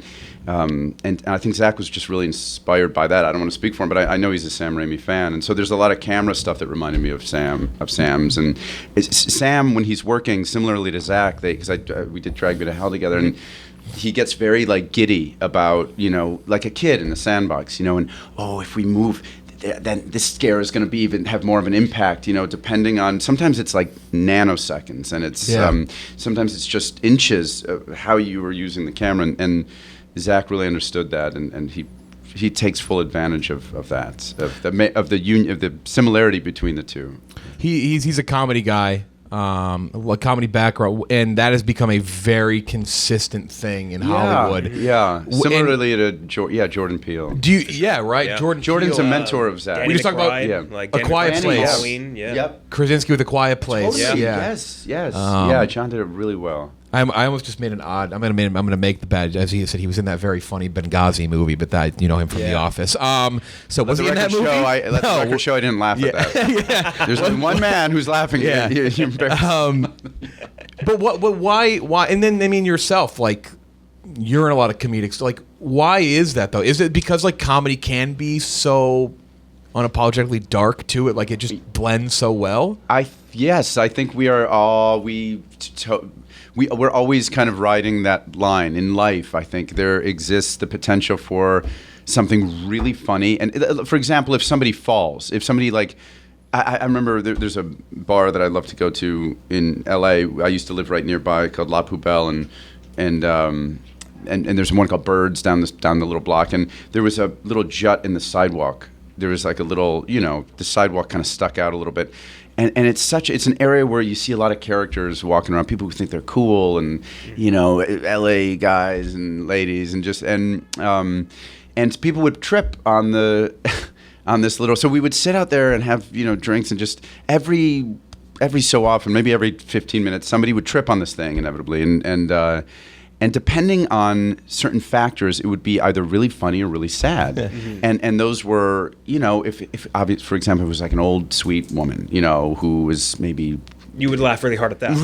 Well, it depends on who you are, but yeah, exactly. That would be funny. No, if it was, and if somebody hurt themselves, obviously, and they fall, it's tragic and awful. And but if some cool guy who's like, and he trips, it can be really funny, and it's the same situation. It's the same. There's just different ingredients, but I think they live in the same space. The same is true in New York. Somebody gets into sometimes fights can be funny. Guys who are just kind of posturing, and there's something kind of ridiculous about it. But if somebody hits somebody and they get hurt, I don't know. I just think they are very. Two sides of the same coin, almost. I think so. Yeah, I know I'm saying that in 12 different ways. It seems to be like we were just saying, we just could name like 15 examples off the top of our head. Like it just seems like it's a thing. It is. Well, yeah, and you see it in movies all the time. Even movies that are like horror movies that aren't supposed to be funny. I think as long as you commit to anything, people often ask like, well, what is the difference between acting in a horror movie, acting in a comedy? And I don't feel I don't have a different process or a different. They both require a level of commitment that is, the more you commit to something, the better. You look at somebody like, Will Ferrell or Steve Carell. Those guys never wink at the camera. They are no matter what it is. I mean, Will would do the craziest characters on SNL, and those are always my favorite SNL performers. The ones that even if a sketch is going kind of south and you want to laugh and you want to acknowledge that it's kind of, they commit right through it. Like Chris Parnell's, those guys. Oh, yeah. He's, I think, the one guy who didn't laugh in the Chris Walken sketch. I need more cowboy. Yeah. But I think they just require the same commitment. Reminds me of the old. Have you seen the? I don't know if it was ever cut. The old Prospector sketch. Oh, the best. I love. It's probably one of my top 5. Now you listen. Yes, it's the best. It's one of those sketches where Will Forte was always in my favorites of those. The ones that would like just either get cut at the last minute or barely make it. But they were always the last sketches. He would do those weird. Will's a good example of that. Forte. He just commits no matter what it is. That whole room was dying. Catan, I think, was like the lead of the skit, and he's just like cracking up trying to deliver lines. One of Forte's most ridiculous characters is he plays a sword salesman in Tim and Eric's $1 billion movie. Oh yeah, and it's yeah, it's a level of character you're like, what the? It's only not more absurd because John C. Reilly plays a character named Taquito who is like bleeding out the entire movie and is disgusting. Yeah, but it's just Well, it's John C. Reilly and God, as Stephen Brule. I mean, Dr. Stephen Brule. Yeah. That is like, those are brilliant performances that I know people think whatever, they're on like silly shows and stuff, but they require a real level of commitment. Forte in that Tim and Eric skit where he's the gingerbread guy. Oh yeah, is so goddamn funny. Yeah, they do like super committed into that one. He gets so mad at it. Like when he yells, when he gets like, he gets like the veins on his neck pop out. He's wild. He's just a wild guy. And there's funny things. I'm sure you've interviewed him. He's just such a mild-mannered. Oh yeah, very regular person. Yes, it's so nice and Yeah. kind of mellow. So in this movie, you also have Bill Skarsgård. Obviously, he's not new to horror either. But I think like both of you have had like a little bit of a different experience where like your first start in horror, you're usually the person reacting to the fear. Yeah. And he was the person making the fear. He's so good. So like, where did you guys like approach to this genre differ in that way? I don't know. You know, it's funny. I flew into. We shot this in Bulgaria, and I flew in. Which is an odd place, I know, to shoot a movie that takes place in Detroit. But they did such a great job making it look like Detroit. They did some of the exteriors in Detroit. But my first night in Bulgaria was Bill's last. And I just got into the hotel, and I met him so briefly. I'm such a fan of his, and so I was glad I got to meet him. And he's, again, like, you know, I know I shouldn't be surprised. I'm an actor. I know people are different than their characters. Fortunately for me, because I play a really awful person in this. But Bill was so sweet. You know, he's such a sweet guy and so charming. And he was just leaving, so I didn't really get to work with him. Our storylines don't really overlap, which is all I can say. But I got mad at Georgina Campbell, who's incredible in this movie. It's a great lead horror performance. I said, you've been working. We call her Georgie, and I said, I said, Georgie, I'm sure you got Bill to record your outgoing message, right? Georgie can't come to the phone, right? You know, I can't do a Pennywise impression, and she goes, "Oh my God, I didn't! No!" I thought it was, well, you had him there for a week and a half. Think about that. Georgie can't get to the phone right now. I thought it would be. Is that? I wonder if it's a character he can like pull out of nowhere if he has to go into like the darkest place. The dark place. I'm sure. I'm sure, or just like go. Yeah. I'm sure he can do that voice. He was like fooling around with the kids on set and everything, so I feel like he was like not like super method into it. Oh, really? That's interesting. Well, he's so. I mean, it's such an indelible performance, and again, Zach Kreger uses the expectations of an actor like Bill. You see Bill, no matter how charming he is, he still has.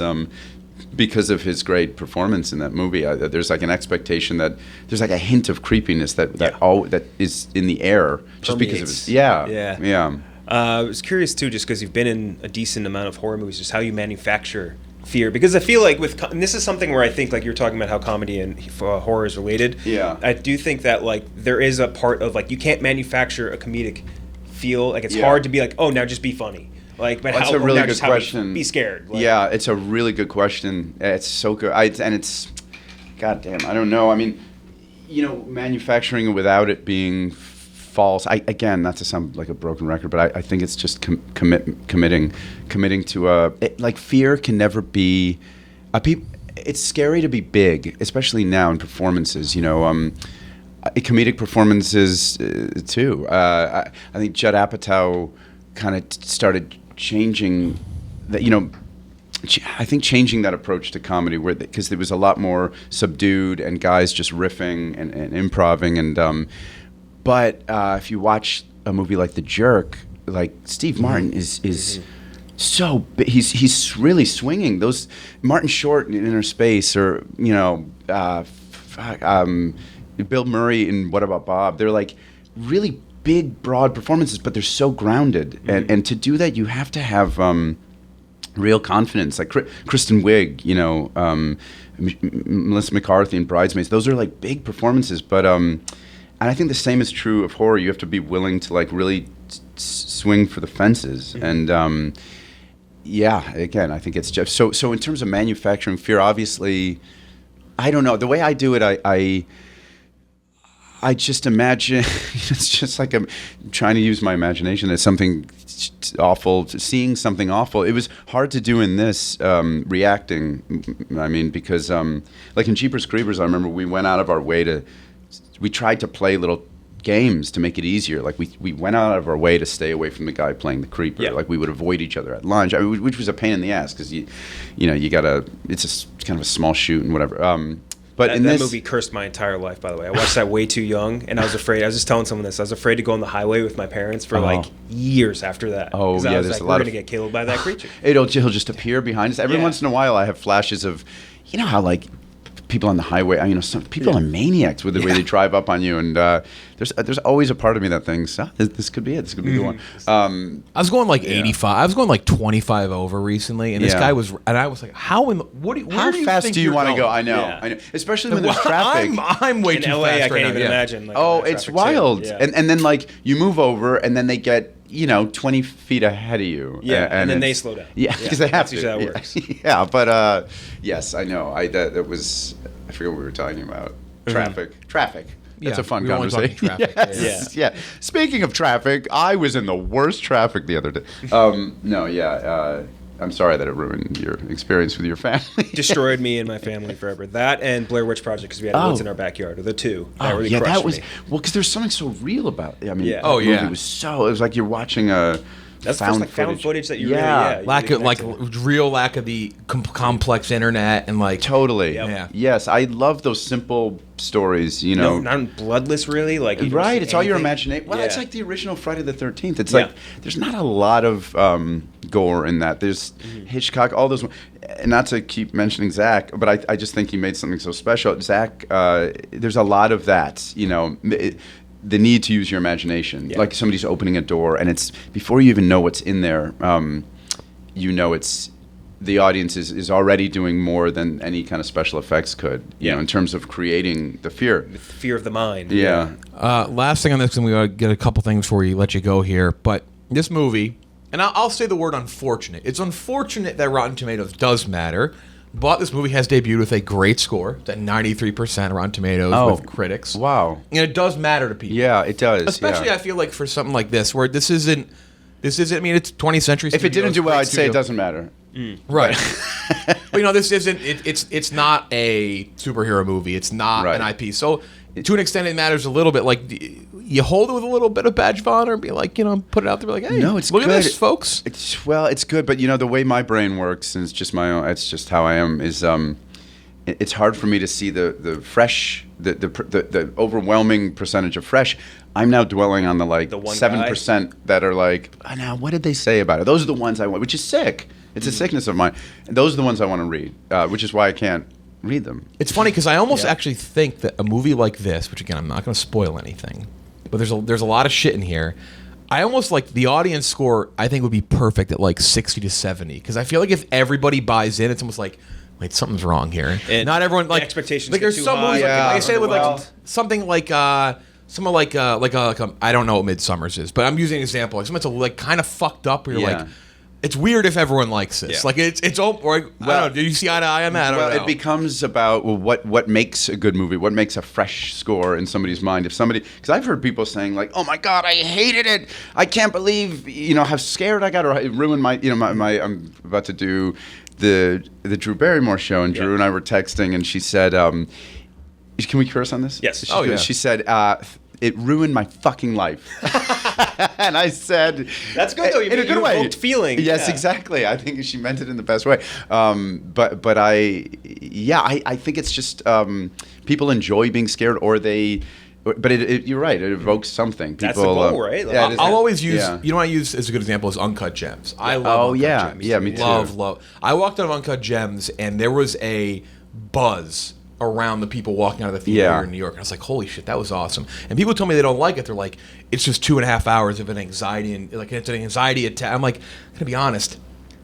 That's why I kind of liked it. Like Yeah. that was what Totally. they were. It That's evoked what they that feeling. Same with Good Time too. The Seth Brothers other movie. I'm like, yes. it's kind of it, right? That's the Well, reason. that's what this does. I know it's funny. I haven't been in something like that in a while, where you can feel. I also haven't seen a movie. I've been in the theaters, really have this experience in a while, but you can feel an audience being on this ride. It feels honestly like I know this is such a cliche thing to say, but it does sound like a roller coaster. The way people are responding, how audible they are, and I said to Zach, because this is his first big movie he's doing, and so we were at a screening a couple weeks ago. I love watching screenings of this thing with an audience. It sounds so arrogant, but it's just so fun to watch people discover, because there's so many unexpected things, and Zach totally subverts all of your expectations, and for a horror audience that's rare, that's hard to do, because everything's kind of done totally. And so I said to him, remember this feeling, because the audience was like, they were so, it was, I forget what point in the movie,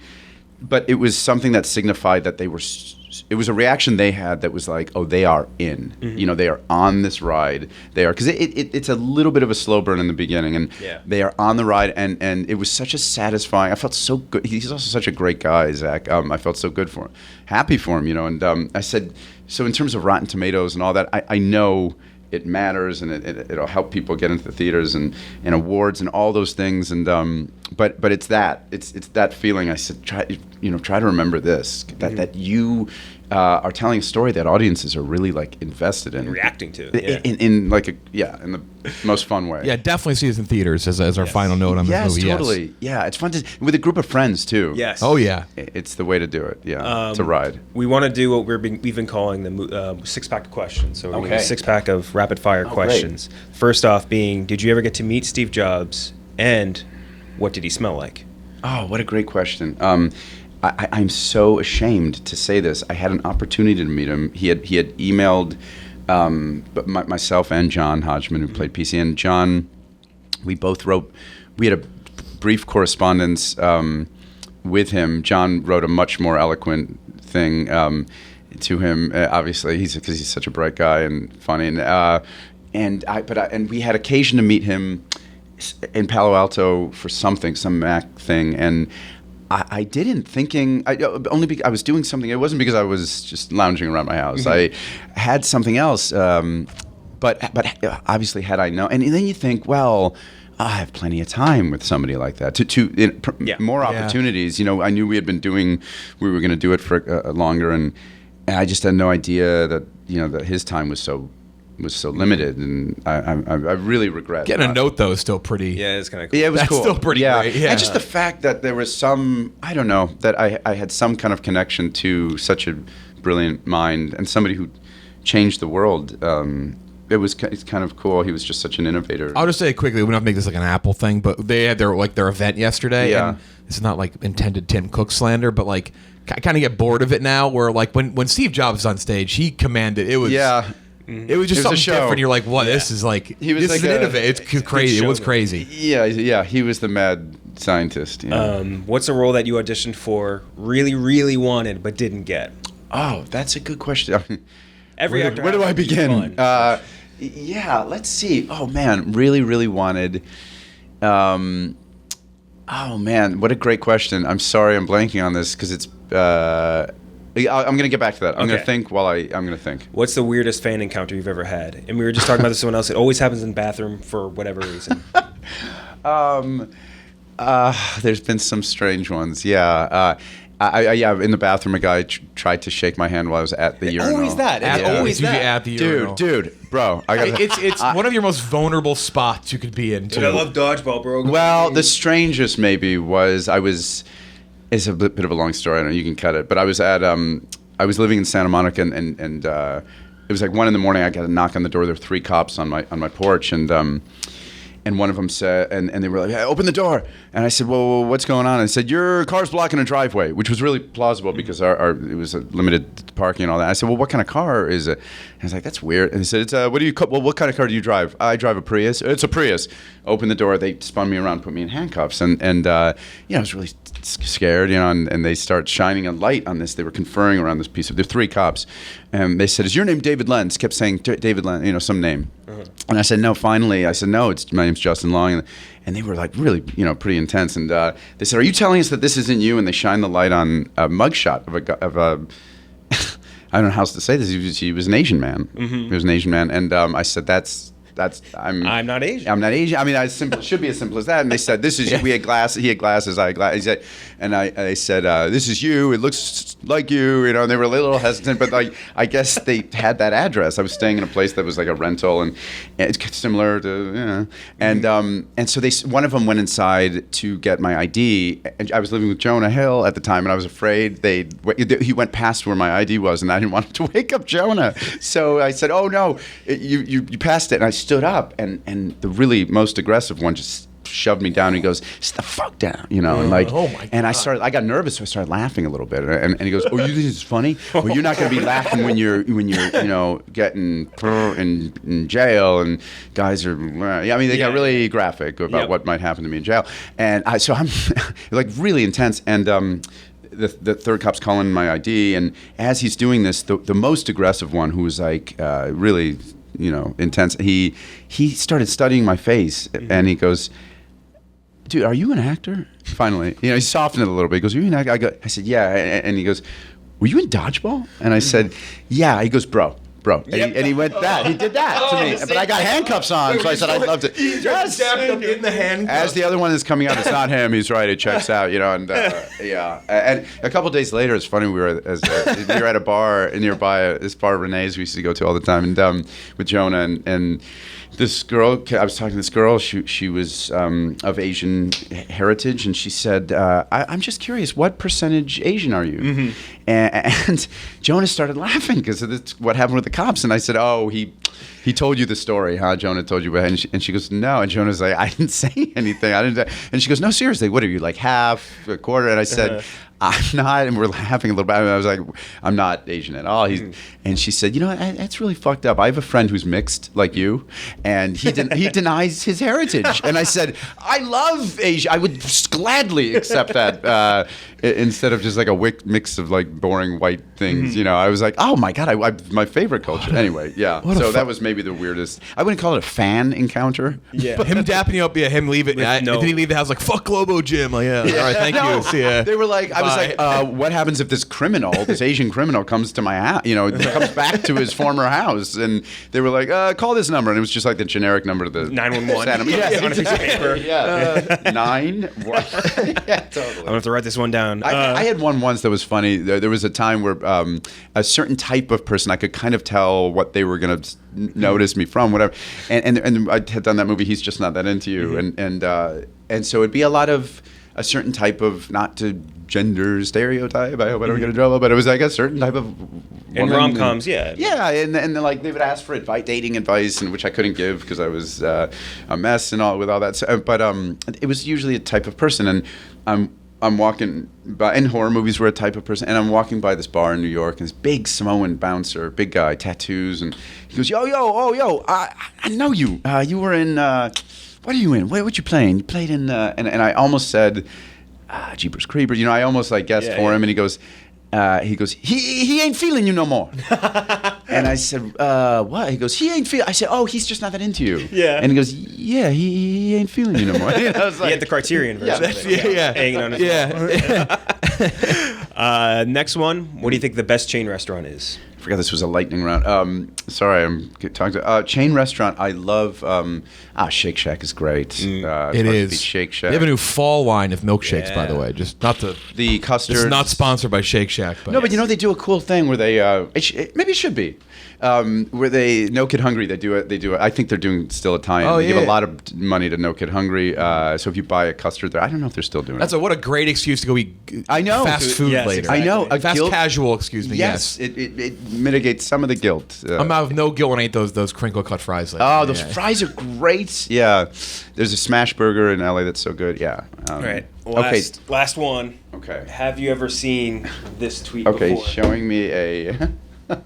Okay, there's a tweet from Kevin Smith. Kevin Smith. It's very real. It says 10 years in and we bone like oh boy. 10 years in and we bone like we're cheating on each other with each other. A decade plus. Oh boy. It is a very. We'll force you to read if you don't want to read it. No. I have to get through it. Okay, this is a real tweet. Everyone, Kevin Smith. 10 years in, and we bone talked like. about this in the pod before. Oh, really? He has addressed it. I would love to hear that episode. 10 years in, and we bone like we're cheating on each other with each other. A decade plus, and her. Here we go. I gotta run. I gotta run into it. Yeah. I gotta go into it fast. I can't stall. I gotta just like jump off the cliff. A decade plus, and her clit brown taint area still owns pawns. Yeah. What does that mean? It means like destroys. Owns my. Still pawns my dick. Wow. Holy God. I think what he said was she clit brown. She taint. posted that. Or something. He's back in here again in like a week or two. I think. Oh, really? I think we might be talking to him. Yeah. Oh, clearly. He I can't wait he addressed to see that. Did he? I wish I would love to hear how he knew, and we were bringing it up to him. He's like, I know you're about to talk about. He's like, I know what he said. We're going to show you a tweet, and he's like, I know. That's wild. Well, he just said he texted I'm on a text chain with him and Haley, the actors who did Tusk, so Genesis Rodriguez and Haley. Joel Osment. Fucked up movie. That's the one that got me. Yep. That's a wild one. It's from a guy who would write a tweet like that. Yep. Exactly. And he said he said a really nice thing about having seen the movie recently. It was on Netflix or something. And he said it inspired him to want to do a sequel. And I thought he was I thought he was kidding when I first read it. Because if you've seen it, it's tough to imagine there being a There's a bit of finality Seen to Tusk, it. yeah. and I'm sure there are a lot of people who are like, or a need for a sequel. Yeah. But he was serious, so I said it on. I was doing press for Barbarian, and somebody said, I heard this was like literally a day later. I think I was doing this press, and a day after this, and I just thought he said in 2024 I'm going to do it in the text, and one of the interviewers was like, I heard they're doing a Tusk 2. And I said, how'd you know that? We literally just got this text yesterday. And he said, Kevin mentioned it. So, I know he's not good at keeping a secret. Yeah. Like that. That was the secret about his wife's clit brown, brown taint area, which I now will have in my head for the rest of the year. Yeah. That's all you're, I get visuals very easily. You have to shoot that one in the group text. Like, you think I'm going to work with you after this? Yeah. Barbarian, though, in theaters. And well, if you're listening to this interview, it's in theaters. It's out, yes. So go see it absolutely in theaters. In fact, why are you listening to this? You should be there turn this now. off. Theater right now. The context of talking about the movie will be. Thank you so much. It was great to have you back. Thank you. guys. So fun. Thank you, tons. Thank you. All right, Lord of the Rings time. Okay, trying to just see how long we have the studio for. We have a little while. Lord of the Rings, Rings of Power. Episode 3. Mm-hmm. How do you say? Is it Adar? Adar. Yeah. That's the title. I thought the title of the episode was For Adar. Maybe It's called Adar. Adar. Really? Adar. Well, they say For Adar, right? Like that's what They orcs say the orcs are just chanting Adar. No, they're just going Adar, Adar. So it starts out. Oh, here we go. Here's the fucking the character names. Adar. Arendir, the elf, the elf, the woke elf. Woken is such a good burn. I'm sorry. It is. Woken is a very good burn. Plot lines of this episode. Arendir the elf and his other elf friends. They've abandoned their watch post because they've been told to, and now they've been captured by the orcs. We can just do the threads individually. Fucking idiots. The orcs look so fucking good. They look Yeah, awesome. they look Yeah. great. The orcs are oddly. So I'm doing a Lord of the Rings rewatch right now. Oddly more disgust. By the way, rewatching the regulars after rewatching the extended is always a weird thing. Where you're like, shit, where's that part? Yeah. And I think the Two Towers, my favorite thing that they just cut out is so much Ent stuff. A lot of that stuff. there's just rule though. They are. I like the Ents, but they cut out so much Ent stuff. Didn't they cut out Saruman dying too? I think from the regular cut, right? Right. Which is That was the crazy. big Yeah. tiff between Christopher Lee and Peter Jackson. Which is wild because that was an awesome scene. A really good just scene. gets just absolutely impaled. On that little wheel thing, yeah. So Arendir, he's captured by the orcs who can't see the sunlight, who can't be in the sunlight, unless that's why they have all these masks on and these robes, and which I like that it kind of explains why they wear all that shit too. By the way, not just like this era of orcs just had like helmets. Like I like that it kind of plays into it. They're clearly digging and building something. We've talked about it. Obviously, we know it's Mordor. The characters don't know what it's happening yet. We know it's in the Southlands. They're in the middle of Mordor. That town is the dead center. Yeah, so they get asked to take down a tree. They don't want to do it. The elf leader from earlier in the season kind of is defiant, and they end up killing Arendir's friend, his snarky friend.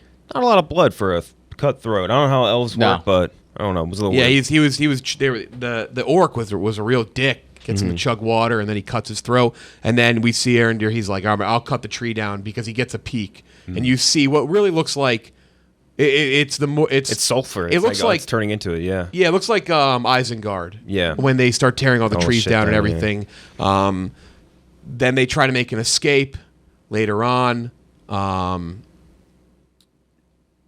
What gets thrown after them? It's a fucking. They try to escape and then they get taken down. They throw the warg out after them. Yeah, the warg comes out there. The warg comes out and attacks them. They're able to stop it. They drop. The warg kind of down. looked like the OG Sonic from like the first trailer. You know It what I did. mean? It did have a Sonic look to it. Yeah. Yeah. They drop down the big covering. The orcs are exposed by sunlight, and then the leader, which is Ravion, whatever his fucking name is. That's like the elf, I guess the watch leader. He jumps out, he escapes, and then he's just Absolutely he's Boromir'd. gunned down. Yeah. Just multiple Two beast. arrows. One of the arrows had a little bit of a jump scare to it too. Yeah. I jumped a little bit. And then Arondir ripped back down, and the episode ends. They say, take him to Adar, who the orcs are answering to. Yeah. Is what it seems like. Yep. Who, we don't know who, what is your theory of who that will end up becoming? It's a corrupted elf. It's not Sauron. That's I what don't they think say. it's too much of a Corrupted misdirect. elf. Too much of a misdirect. Yep. And Adar is played by Joseph Maul, who played Benjen Stark in Game of Thrones. That's right. Yeah. He was like the first name I knew immediately from when they did the casting. Yeah. So not a ton from the Arondir section of this show, but it's probably the biggest tie. Well, there's two big ties to the other Lord of the Rings stuff that we've seen, and this was one of them. Clearly, they're building Mordor, which I think is a fucking awesome plot line. Yeah. The other plot line, Numenor, in live Numenor action. was awesome. That was one of the coolest things. Yeah. It I seems think like I've I know seen from Lord of the you Rings. geeked out about it. Yeah, I love it. Big Lord of the Rings fans are like, holy shit, like this is unreal. We are there with Galadriel and I had his name all week, Halbrand. Mm-hmm. Yep. There we go. I still don't. Oh, Bronwyn, who I do believe was his wife. We did Bronwyn, not we see didn't her. see. Yeah. I don't or think Theo. that's- We did not get Theo or Bronwyn, who I still believe that is his wife and kid. His kid looks nothing like either of them. Then, if that's That is the true. case. Like I don't but know. Worst character in the show. He is Yeah, so Halbrand's from the Southlands. He's noted that. We knew that. They show up at Numenor and Galadriel not wanted there whatsoever. And Kenja, explain a little bit lore for those who may not know of the Numenorians and what will happen with them with Mordor. This is not spoilerly, by the way. It's just kind of It's in the lore. They so Numenorians are like all these humans that fought with the elves against Morgoth, who's like, I think I described this to you, Chris, last time. He's like the emperor to Sauron's Darth Vader. So all the humans that like fought with them, the elves basically gifted them super long life, and also they gave them this little island that's close to their continent, which is like you need to be immortal to be on there, basically. And they gave them long life and wisdom, which is why they look so like well-to-do compared to basically every other human you see in the show. That guy with the beard that you see, that Numenorian, his name is Al-Farazan. He's going to eventually marry the Queen Regent, who's his niece, and then he's going to march on Sauron and Mordor, and Sauron's going to immediately surrender. Well, this is, again, they could do its own adaptation, they can do whatever. Sauron immediately gives up, becomes their hostage, and then corrupts the Numenorians into invading the Elven continent. He's like, you guys, the only way you're going to become immortal is if you invade the Elven continent. And before he can do that, Eru, who's like the god in Lord of the Rings, he just tidal waves the entire place. Isildur and Elendil, who are Aragorn's ancestors, they escape, and they found the kingdoms of Gondor, which we all know from Lord of the Rings. Like, that's obviously huge. Minas Tirith. All the Minas are basically founded by them. And then they end up later on fighting that last alliance of elves and men, which is the beginning of Fellowship of the Ring. You see Elendil get killed by Sauron. Also, Gil-galad is there too, or Gil-galad. He gets killed by Sauron as well. And then Isildur ends up not throwing the ring in. And then we get the start of Lord of the Rings. So it all comes full circle. Elendil's one that captures them from their drifting at sea last week, which, I mean... Elendil was awesome. I had no clue. That was kind of cool. Yeah. I did not realize that was who it was going to be. Yeah. We see him in Fellowship of the Ring die. Yeah. And that is then when Isildur, who we meet as a young lad here, actually who Nerd of the Rings, I think, said it. Great breakdowns on YouTube. They said he's doing the reverse Luke Skywalker. He does not. Yeah. He doesn't want to go into the academy. Yeah. He does not want to enlist yet. And then in Lord of the Rings, he turns around, slashes Sauron's finger with the ring. Yeah. Takes the ring, and then he doesn't go into. He does not drop the ring later on into Mount Doom, along with Elrond is right Elrond, there who with him, we now have in the series. They also changed that in that adaptation in the book. Basically, Gil-galad and Isildur, Gil-galad and Elendil, they knock down Sauron. They basically knock him out, but they both die in the process. And then Isildur just kind of walks up to him and cuts it off of his hand. It's not like a spur of the moment. So much less badass than in the movie. Significantly less badass than in the movie. Yeah. But yeah, so those are two big characters, Elendil and Isildur, which I knew who that character was, not as well as you did, and you explained some stuff to me, but I was like, I didn't think we'd see Isildur at all. I was like, oh shit, no idea. And so they're obviously going to live. We're going to get Numenor. Like, that is awesome to see in live action. So they those are pretty big characters again as well. So now we have a pretty solid chunk of characters that if you watch the movies or read the books that you recognize from The Lord of the Rings. And that's kind of the big storyline with them on Numenor. Halbrand shows off some street fight abilities. He's a bad dude. Oh, I called it, by the way, so early that dude's going to be badass. That dude's going to be a Nazgul. Like, He's gonna be 100%. I think he's going to be king of the... maybe Witch King? I've Yeah, heard definitely. People say Witch King. Nazgul. You've said Nazgul. Well, sure. the Witch King is a Nazgul, so like it would... Like, do you think count. there is a chance he's Sauron? No, not at all. I think it's too... I think it just doesn't... It wouldn't make sense. Like My thinking was that Galadriel's been after Sauron for so long and so infatuated by him that like she would immediately recognize like that brand of evil, like standing right next. I feel like they're pretty like openly trying to make it like forge this relationship between Galadriel and Halbrand, and then it's going to be like a real tough emotional moment when he gets corrupted by one of the rings when Sauron gives it to him and then becomes a Nazgul. I think that's going to be a big moment. So she does some research. Galadriel kind of teams up with Lindel, and she figures out that the Mark of Sauron is a map. Yeah, a little map. To basically build Mordor, which ties in nicely with what we talked about earlier on in the episode. Also, you mentioned, and how you say this is one that I'm actually was not as familiar with and have now done more research.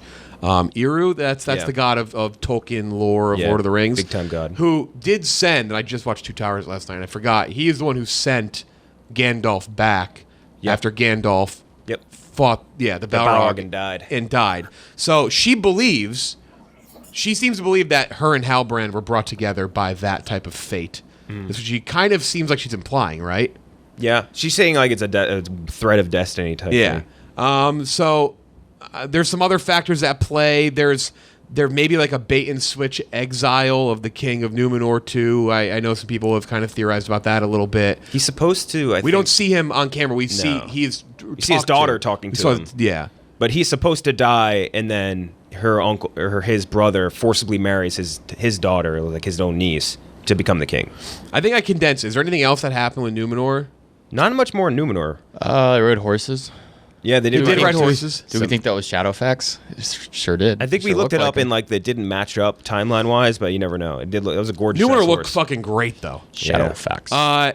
And then we see the Harfoots again. Yeah, Harfoot's. I did a power ranking of the storyline. Yeah, Harfoot's bottom, right at the bottom. Someone in the chat when we were doing the long tech the other day said the most we should have on any episode for the Harfoots is about 6 to 7 minutes. I agree with that. I think it's about the sweet spot for the Harfoots are the vessel to tell us whatever the fuck Meteor Man is. Yes, exactly. Which we're still not totally sure. The funniest part of the episode, though, the Harfoots did a remembrance. They're about to embark on their journey. They do a remembrance of people who died. I don't know if you caught this, Chris. And Chris, we're gonna have you ask some thoughts and questions as you're diving through it. When they're talking about people who died, it's fucking sad. Like, they're like, oh, this person, like, mudslide. Nori's friend, by the way, get a new friend. Nori stinks.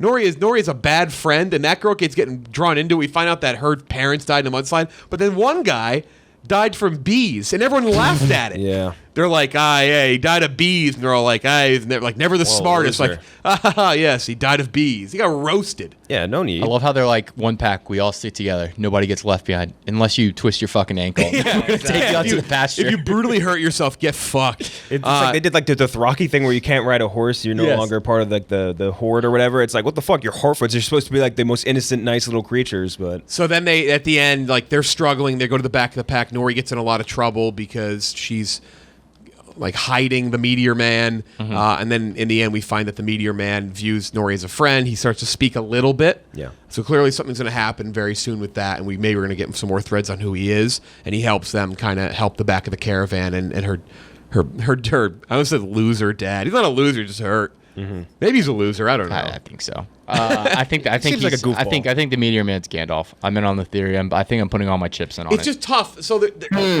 timeline doesn't work. The timeline doesn't work, but I think how much they're going to take some creative for the timeline. It would be like a millennium, so like it would be tough to. And that's the same with Saruman.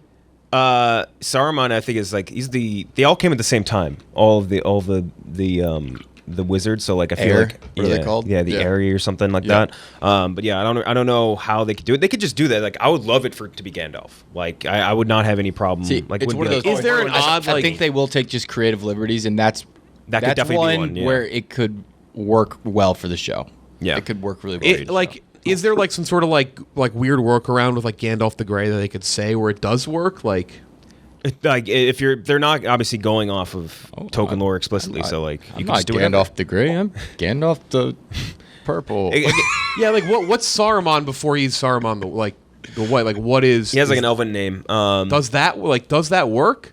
Because there's two things that kind of. The one thing is that he does seem oddly evil, right? Like remember when the fire around him, it looked like the Eye of Sauron. Also, when Nori fell into the pit, she said the flames didn't burn her. Yeah. And that whole idea was that was evil from the beginning of the series. But then also, the meter man talking to the bugs is very Gandalf-like. And hanging out with the little Hanging people. out with the Harfoots. He loves, Yeah. He loves He loves the Harfoots. little people. Gandalf in his own race and community, just an absolute nobody loser. But he finds loves friends. Big He Hobbit fucking guy. loves the Hobbits. He's always historically, Yeah, even in the God. books and everything, is the one Hobbit guy.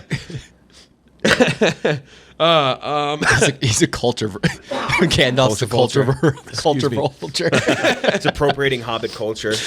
Chris. Yeah.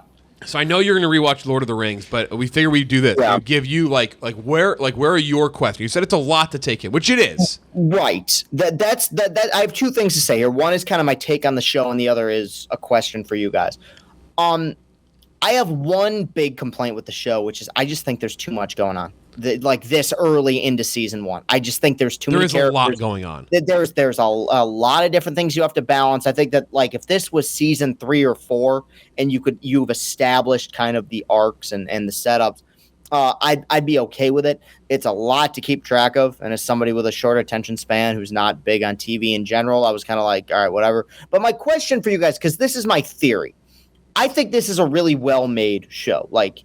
Gorgeous. The Numenor shots were beautiful. Bro, especially after watching fucking She-Hulk. Like, it's just watching this, this is legitimately movie quality production. Really. Because even it's been a minute since I've seen Lord of the Rings in its entirety. Numenor had a chance, which I know they spent a lot of money, and the people were like, it better look good. But Numenor could have looked really bad. It looks to me, and I'm not ripping.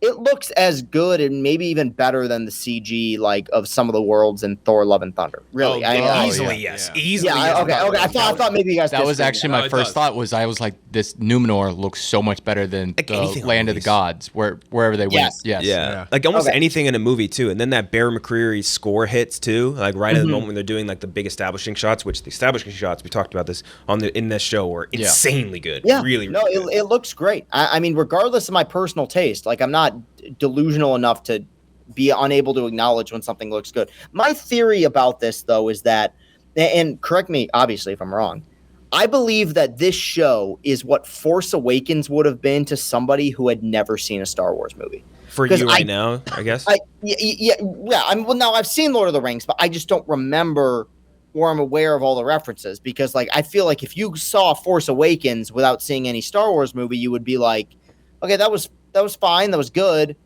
I don't understand what the big fuss was about. Everyone was cheering and all excited and happy. I don't really recall. I'm not aware of the material that much. Am I wrong there? Because I feel like based on the establishing shots and the score and some of the characters and what appears to be kind of some of the winks and nudges, I'm under the impression that they're referencing a lot of stuff that I don't know. That doesn't make it bad, but as I know, you guys are much bigger fans of the series. I think there's. No, go ahead. Sorry. No, I'm just saying. Do you get that kind of thrill out of it, knowing that they're I don't think there's leading a ton... into something, or is it kind of just you take it for what it is? I don't think there's a ton of you need to watch Lord of the Rings to get it. There's definitely a couple winks and nods every now and then, but there's never something where. Force Awakens, it's in your face. You need to understand that's the Millennium Falcon. You need to know that's Han Solo. I don't think there's any moment like that in this series yet. But in your defense, the material and the way that they present it is a little dense at times. and that's why I think makes that a little bit more difficult. A good comp would be maybe. I'm not saying Isildur is the Millennium Falcon, but no, but that was like the closest version of it. Yeah. I think you're right. Like think about the musical cue when they step on the Millennium Falcon. Like that is a crescendo. They hop on and they're like, Chewie, we're home. And so you're like, if you don't get that, you're like, if you didn't watch Lord of the, if you didn't watch the original trilogy, the Isildur thing kind of gets dropped in, and you know it's you know it because you know who Elendil is, but like there's no moment where it's like this big crescendo of music and moment where if you don't know it and it happens, you go, what the fuck, I'm lost. Like it just kind of drops in where I think it helps if you know the lore. Like I'm definitely like a large step down from the two of them and Kenjack and Gooch, but I've done a little more research. I've never done like a deep dive in Lord of the Rings lore. Like whenever I've watched Lord of the Rings, I'm just boxed in to that because like it's all right there in front of you. Where now like I think if you want to play the theory game and you want to maybe find like the ties and where things may connect, I think it definitely helps. But I don't think you for sure need to know it. I'll say this though, you got to enjoy it. Yeah, like I think you got to like it. You got to like if we had Robbie Fox watch this, Robbie would fucking hate it if Robbie didn't like this.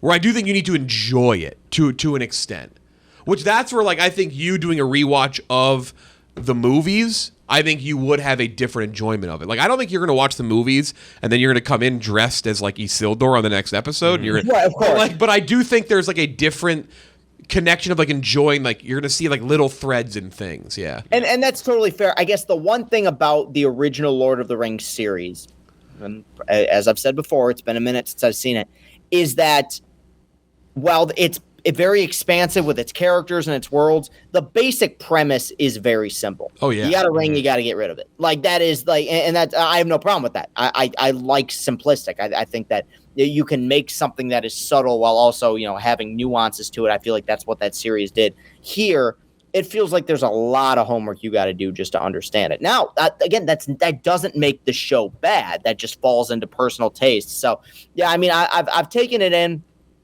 I acknowledge all the good things about it. I completely understand like why, as like somebody who's grew up on Star Wars and as a kid was like in love with the Harry Potter movies, like this makes complete sense why this thing is as both polarizing and as well received as it's been. I think it's a remarkably well-made television show. To be honest, like I'm 27, the fact that I exist in a world in which TV can look this good is nuts. Fucking incredible. So it's one of those things where if it's your world, I totally recommend it. If it's not, yeah, I mean, like I would not recommend this to my parents, but I do think it's something that is well made. I guess if there's one other minor complaint, I think it's very well directed and there's a clear vision. I'm just kind of indifferent towards the performances. I don't think they're bad, but I kind of come away from them being like it's surface level. Like you got TV actors to play TV roles.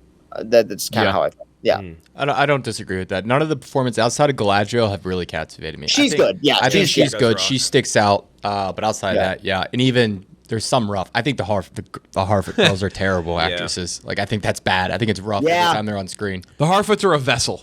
Yes, the others are storylines. The Harfoots are a vessel. Yep. And you said it, Gooch. You said it. The Harfoots are there so people who are kind of casuals can see hobbits. Yes. I mean, you really couldn't do the show without like some hobbit. Like hobbits are like they're also the only comic relief in the series, just like they kind of were in Lord of the Rings, which is like Gimli, I guess. In fairness, and this will be my hot take of the week. I don't think Elijah Wood is that good of an actor, and I don't really think he's that good in those original movies. I think he's serviceable, but I think everyone around him is way, way better. Someone, I believe, our Discord. I need you to watch Wilfred. Yeah, well, he is awesome, Wilfred. Oh no, okay, yeah, that's right. Later stuff I'm talking about in that Lord of the Rings era. Yeah, no, he's not. He's not that great in the. I've seen him be good in other stuff, but it's just like I think, Viggo Mortensen sold that fucking. Oh yeah, I mean, Sam Astin was a much better. Or Sean Astin, not Sam Astin. I will. The LCB Discord. There's a Rings of Power thread, and right before the episode debuted, I think people were talking about.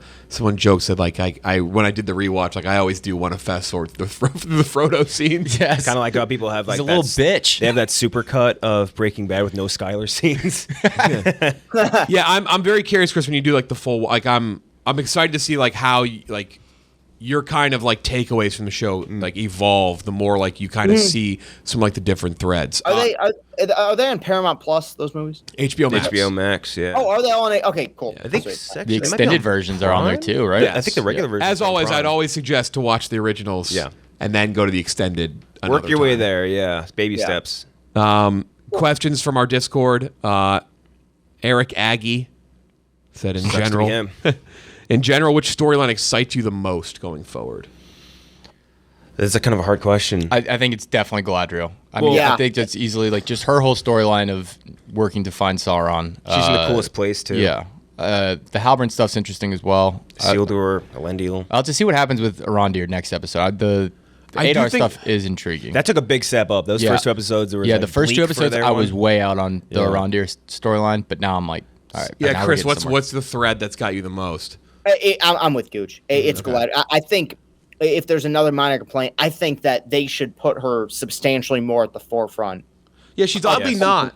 Instead of She feels- making it, yeah. they're making it an ensemble thing where it's like this is a character right away you establish. They have purpose, they have goals, they have a mission. You really get a good sense, and maybe it's because there's pre-established, a source material with her character. But no, I'm with you. Like there's kind of like a revenge element to that. I think that's the one storyline I wish the show as a whole would revolve around more. I do think the first two episodes really did focus around her. Maybe that's why we're looking for that more. Like those first two were like it was Galadriel's story, and then this is one where I think they did deviate a little bit. I do think the Arondir storyline with the orc. I gotta see how Adar is. If that's a good character, I don't know. There's something about really seeing the building of Mordor that just amps me up because it's so far away. They're still like they're building like little holes. I want them to have like contractors. Yeah, they have like it's like a union boss. Yeah. It's like five guys sitting around a hole. No one guy's digging. We couldn't get the permit. Yeah, I would love orc teamsters. I would love to see that. They said they're gonna do a walkout. An endangered species in one of the areas. They can't build through there. Yeah. Tiller said, Tiller brand pending is the name on Discord. Said, does Arondir live through the season / the series? The series, no, I don't think so. That's so long to determine. The season, though, I think his buddy's dying. He's probably good for the rest of the season. Yeah. I think he's got a rough road ahead of him though. Like I think a lot of bad stuff's gonna happen to him where he's probably gonna wish he was dead. Is he with Halbrand's the husband? Is he gonna get caught dicking down Bronwyn at some point by Halbrand? I feel like What he's moved happened? on. I don't know. I feel like he's done with this whole situation. Although I do wonder what his maybe son is going to do with that sword with the mark of Sauron on it. I'll give the next one. It's a Gooch exclusive. Shone of Arc says, "Why do we hate the Harfoots so much?" Because they fucking stink. They're just awful. not interesting. They're not good hobbits. They're bad ones. Yeah, they are. They're the lame. Kind of assholes. Like all of them are assholes except for the dad and the daughter. Even the stepmom sucks. Like the leader of the hobbits, Can't Harfoot explain sucks. it. Harfoot's wife They're sucks. not. You know what? They're not smoking enough either. Yeah, they need to be smoking way they're not smoking more. or drinking enough. Notorious smokers. Yeah. That's not weed. They just call it pipe weed. Sure. I like the idea that they're like nomadic. Like they think that's cool. It's just They should party more.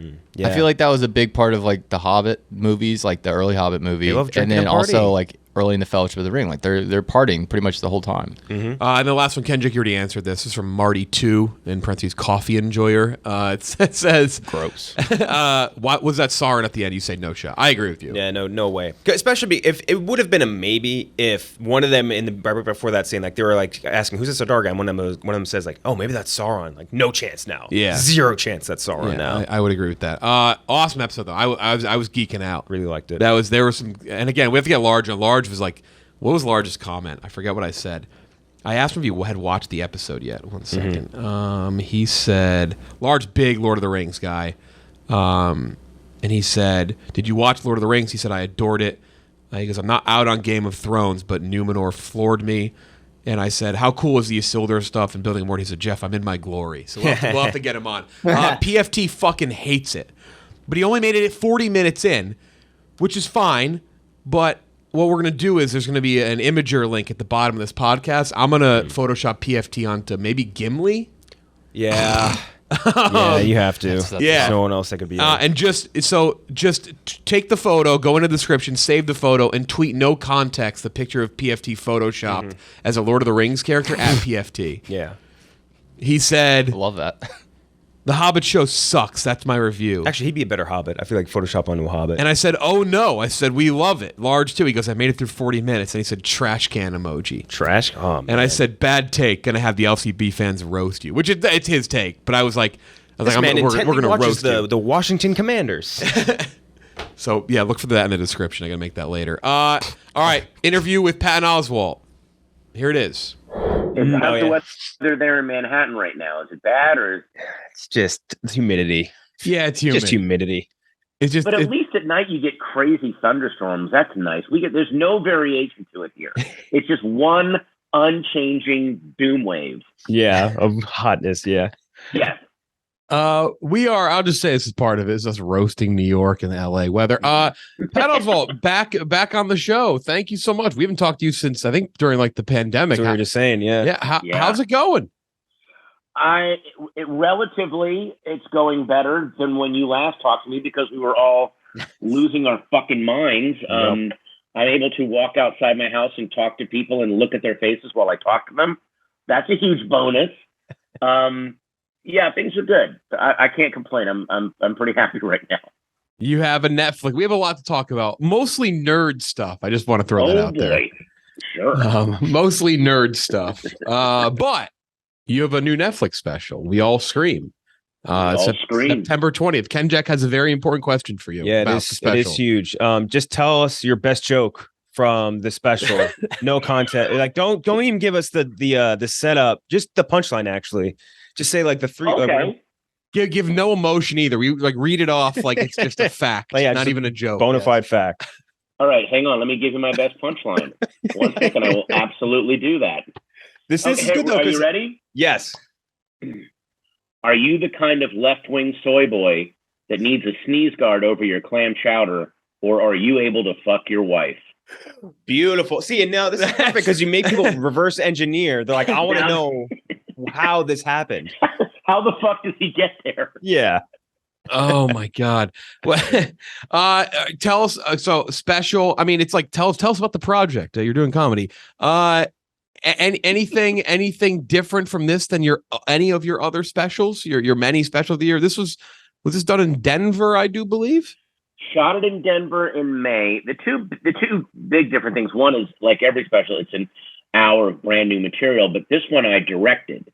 Mm-hmm. This is the first one that I directed myself. So I, mapped out what the camera angles that I wanted, how I wanted it to look, the music, the editing. There was a certain way that I wanted it to look and sound because I don't want to be one of these comedians that I'm 53 years old. There's nothing sadder than when people start rolling into their 50s, but they still try to cling to their early 20s. And so I very openly embrace that. No, I'm a falling apart 53-year-old motherfucker. And this is what my perspective is. And all of everyone who has followed me since whatever my first album is, if you were that same age, then this is what you're going through now. And please stop squeezing into the Too Small Pixies t-shirt and try to act like, you're still battling the man. You're the fucking man now. Just own it. Do you like the specials being on Netflix? Because I will say this. I owned all of your old albums on iTunes. My favorite one, which I don't want to get the name wrong, so I'm going to describe it so I'm not just blowing smoke up your ass. It's you as a cartoon eating your face. That is Werewolves and Lollipops. I knew it was Werewolves the Lollipops. I didn't think I was going to pull. Do you like the Netflix model, or do you kind of miss like the CD, the track, the record comedy album like Richard Pryor?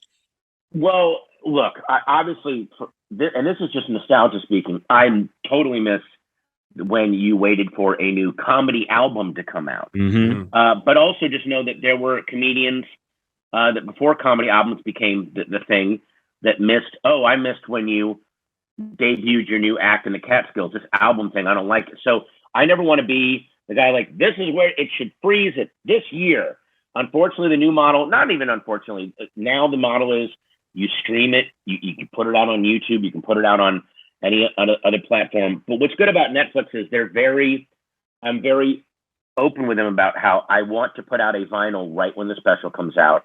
And they allow me to do that every time. And they let me do it with a smaller label where I can hire my own artists and design it the way I look like. Because I want that vinyl. I want that vinyl. And now there's a company, there are 3 of my albums specials that aren't out on vinyl. They've now said that they're going to, next year, I'll put out 3 new, not new, but specials that have not been on vinyl yet out next year. Because I love that. I just love that. Big question. Worst city and best city for stand-up. Yeah, that's actually, I'm curious. I'm just like in my brain, I think like anywhere in Utah would be bad for stand-up. You did just something in my head says that. The Werewolf one was recorded in Austin. Am I right on that? Yeah. I'm from Austin. So that was partly why I loved it. I am from Austin. They seem like a good crowd. Yeah, Austin, it felt like a cheat recording it in Austin. Austin is one of those cities like Portland, Oregon, Asheville, North Carolina, Athens, Georgia, that the audiences are so friggin' good. That's one of those things where if you don't have a good set, you need to really look at yourself in the mirror and go, if I can't sell the Glengarry leads, maybe I shouldn't be in the real estate business. The hardest for me so far, the hardest cities that have for me to do stand up have been in were Aspen, Colorado, when I was at the HBO Aspen Comedy Fest, because it was all coked out billionaire, self-satisfied mountain liberals that just were, and even if you did good, the laughs you got were like, oh, like an observational, like, oh, that's,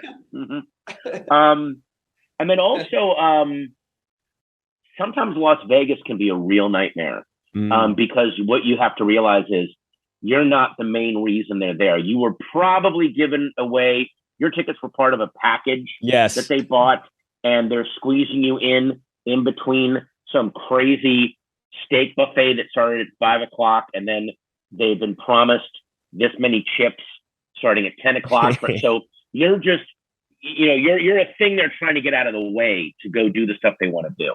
That's definitely the lowest percentage of locals too that you get at any show. It's all people that are out of town.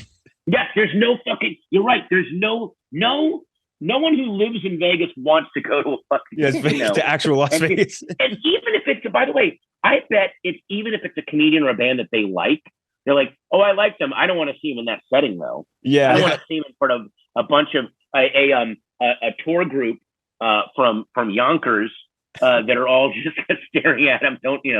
Isn't he on TV? I thought they said he was a TV star. It's really weird. Yeah, Vegas can be really rough. I'll just drive over to Red Rocks and watch him instead. I'm not going to watch him here in Vegas or whatever. Yeah, exactly. What do you have a best overall heckler story from just years of stand-up? I have a very weird one. You'll appreciate this. When you used to do Conan back in the day in New York, when you was in New York, the night before you did your set, you went out with the producers to the Cellar or Stand Up New York, and you ran the 7 minutes. They just wanted to see it for timing. They didn't care about the content. They knew that it was going to work. They just wanted to time it, and that's how they did it. So I go up to the Comedy Cellar, and they go, "We don't care about the crowd. Just do your act. We just need to time it." So I went up, and I was doing my act, and there was a table of women in the front row, and they're talking to each other, but really loud, just about their day. The whole room can hear it. They're not saying like, you suck. They're just talking to each other. And I was like, just running my set, just doing it for time. I'm going to ignore them, not going to acknowledge the crowd. And then halfway through my set, one of the women at the table just banged her hands on the table and went, "You're not even listening to us." And it threw me because I was like, "Yes, I'm not listening." Wait a minute, what was I supposed? And I kind of didn't recover, and I had to go and then sit down with the producers and go, "Can we go to Stand Up New York or something?" I'm really, because they were. Then it made them doubt that if the set was going to work. I'm like, no, she threw me. Do you understand what a weird heckle that is? When someone goes, "You're not listening to me" while you're on stage doing stand up. It's like she was the one delivering the stand-up. Yeah, that's crazy. It reminds me, you know what it reminded me of? I have a friend who's a bouncer, and he said that whenever there was a drunk trying to start a fight, one way you could get an advantage in a fight is ask them some weird random question. Like, "Where's your wristwatch?" Because then they'll it doesn't need to make any sense.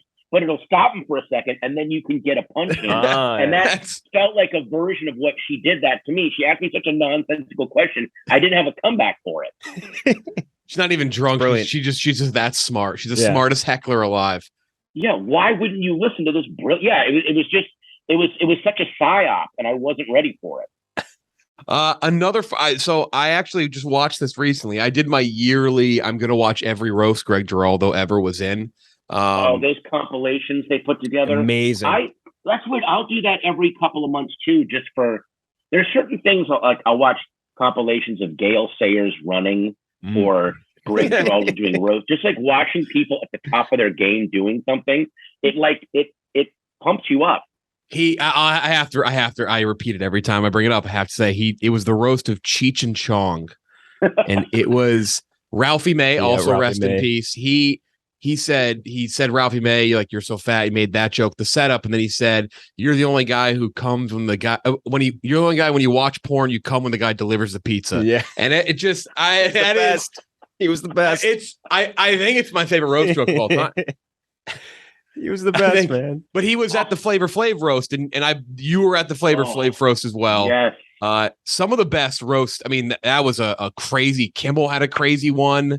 When the audience was women started heckling him, he's like, "Did the whores say something?" Yeah. Oh my God. Yeah. He's like, "Where was I? Before I was interrupted by those whores." Yeah. That was a crazy one. And also going back and watching those is like you hear a couple of the references and you're like, holy shit, this was that long ago. Yeah. Like Michael Vick had just become like that arrested. Happened. Yeah. That's right. Yeah. There are those weird, I mean, again, that's the thing too about comedy, and a lot of people that I think people they're inflating two things that don't deserve to be inflated. They're inflating wokeness and canceling. Both of those things have always been around in terms of comedy, because comedy has the shortest shelf life of any art form. Mm-hmm. And you have to know that going in. And people that are like, this joke I did, look, there are jokes that I did on my first album that would end my career today. Mm-hmm. And luckily I can just go, it was 2003. I didn't know any better. It's 20 years down the road. I now know better.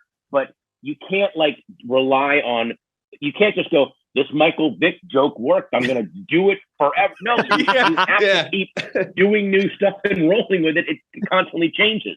But I also love when they have stuff like that, because then it makes it this cool little time capsule. Like, oh, that's what people were thinking about then. It's this cool little historical document. It gives you perspective.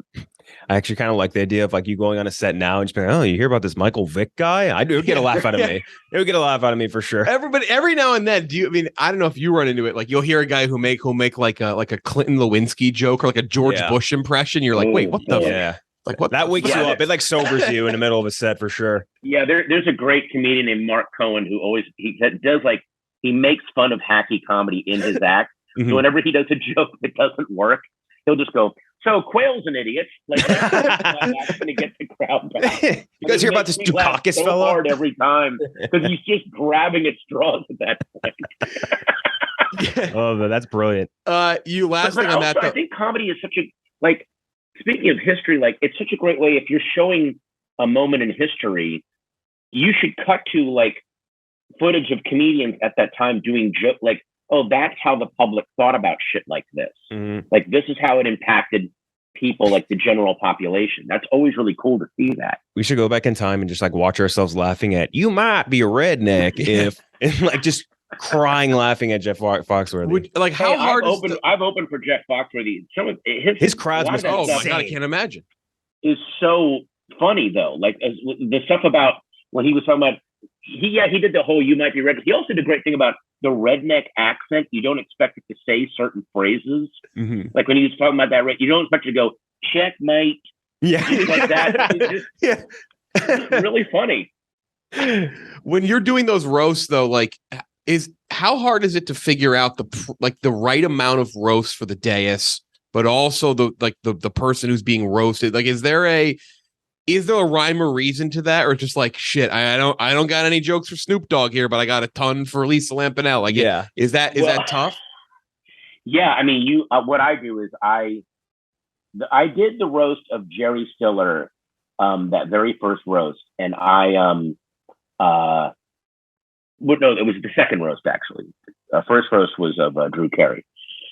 I got invited on the jury, and I had that hubris of like, I'll write my own stuff. I'll write all my own jokes, and I can do it the day before. I'm brilliant, and I was terrible, and they cut me out of the roast. I'm not in the roast. People make fun of me, but you don't see my set. I'm like, that bomb. So then when I got invited back later to do the William Shatner roast, they were like, we have writers here that have jokes for you. If you want to call, I called up my friends, like, here's what I'm doing. Give me stuff. I worked on stuff. The day of, I had Doug Benson came over. My brother came over. We went over stuff. We also went over contingencies for these are the people on the dais. We've got these 3 jokes for these people. But I bet there'll be a joke similar to this because you're going on 5th and this is really good real estate.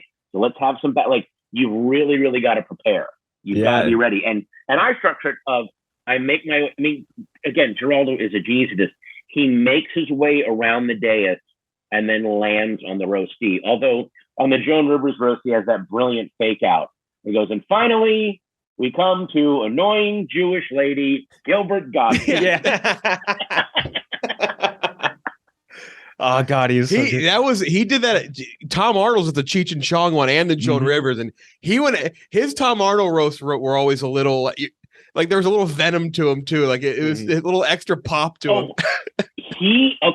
One of my favorite Greg Giraldo moments, and this is again, it's a real moment on the Larry the Cable Guy roast, and he's great on it, and he's making all these great jokes. But then there's that one moment where he kind of the mask flips, and he goes, "Why are you so popular?" Like he starts screaming because he is like comedy is changing in a way that I don't know if I can survive if this is what it's going to be now. Yeah, it's such a real moment that even Larry the Cable Guy is laughing. He's like, "Yeah, I don't know why either. Look, I'm a billionaire. It's not my fault."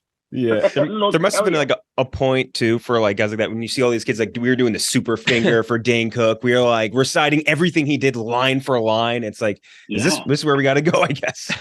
Well, but the thing is, yes and no. I think that what you have got to figure out who it is that you are, and also know that no one stays on top forever, but also no one stays on the bottom forever. It's cyclical. I mean, if you see what's going on with Brendan Fraser right now, people are like, oh, that career is totally over. And now people are realizing, oh no, he was actually always good.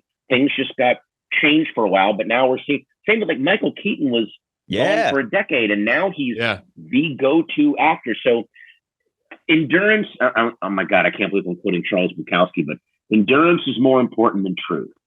It is a long, long slog, and try to have fun while you're doing it. You know, that's the key. I remember, by the way, I got really defensive about Dane Cook because I remember reading articles about him where after he did Madison Square Garden? Yeah. Oh, yeah. 3 sellout nights in a row. And then like a year later, he was doing Caesar's Palace, 4 nights in a row, sold out. That's fucking hard to do. But every article I read was like, wow, looks like Dane Cook's on the way down. It's like, no, hang on. Do you think he was just going to do Madison Square Garden for the rest of his career? The new Joel, he's not. This is not a down.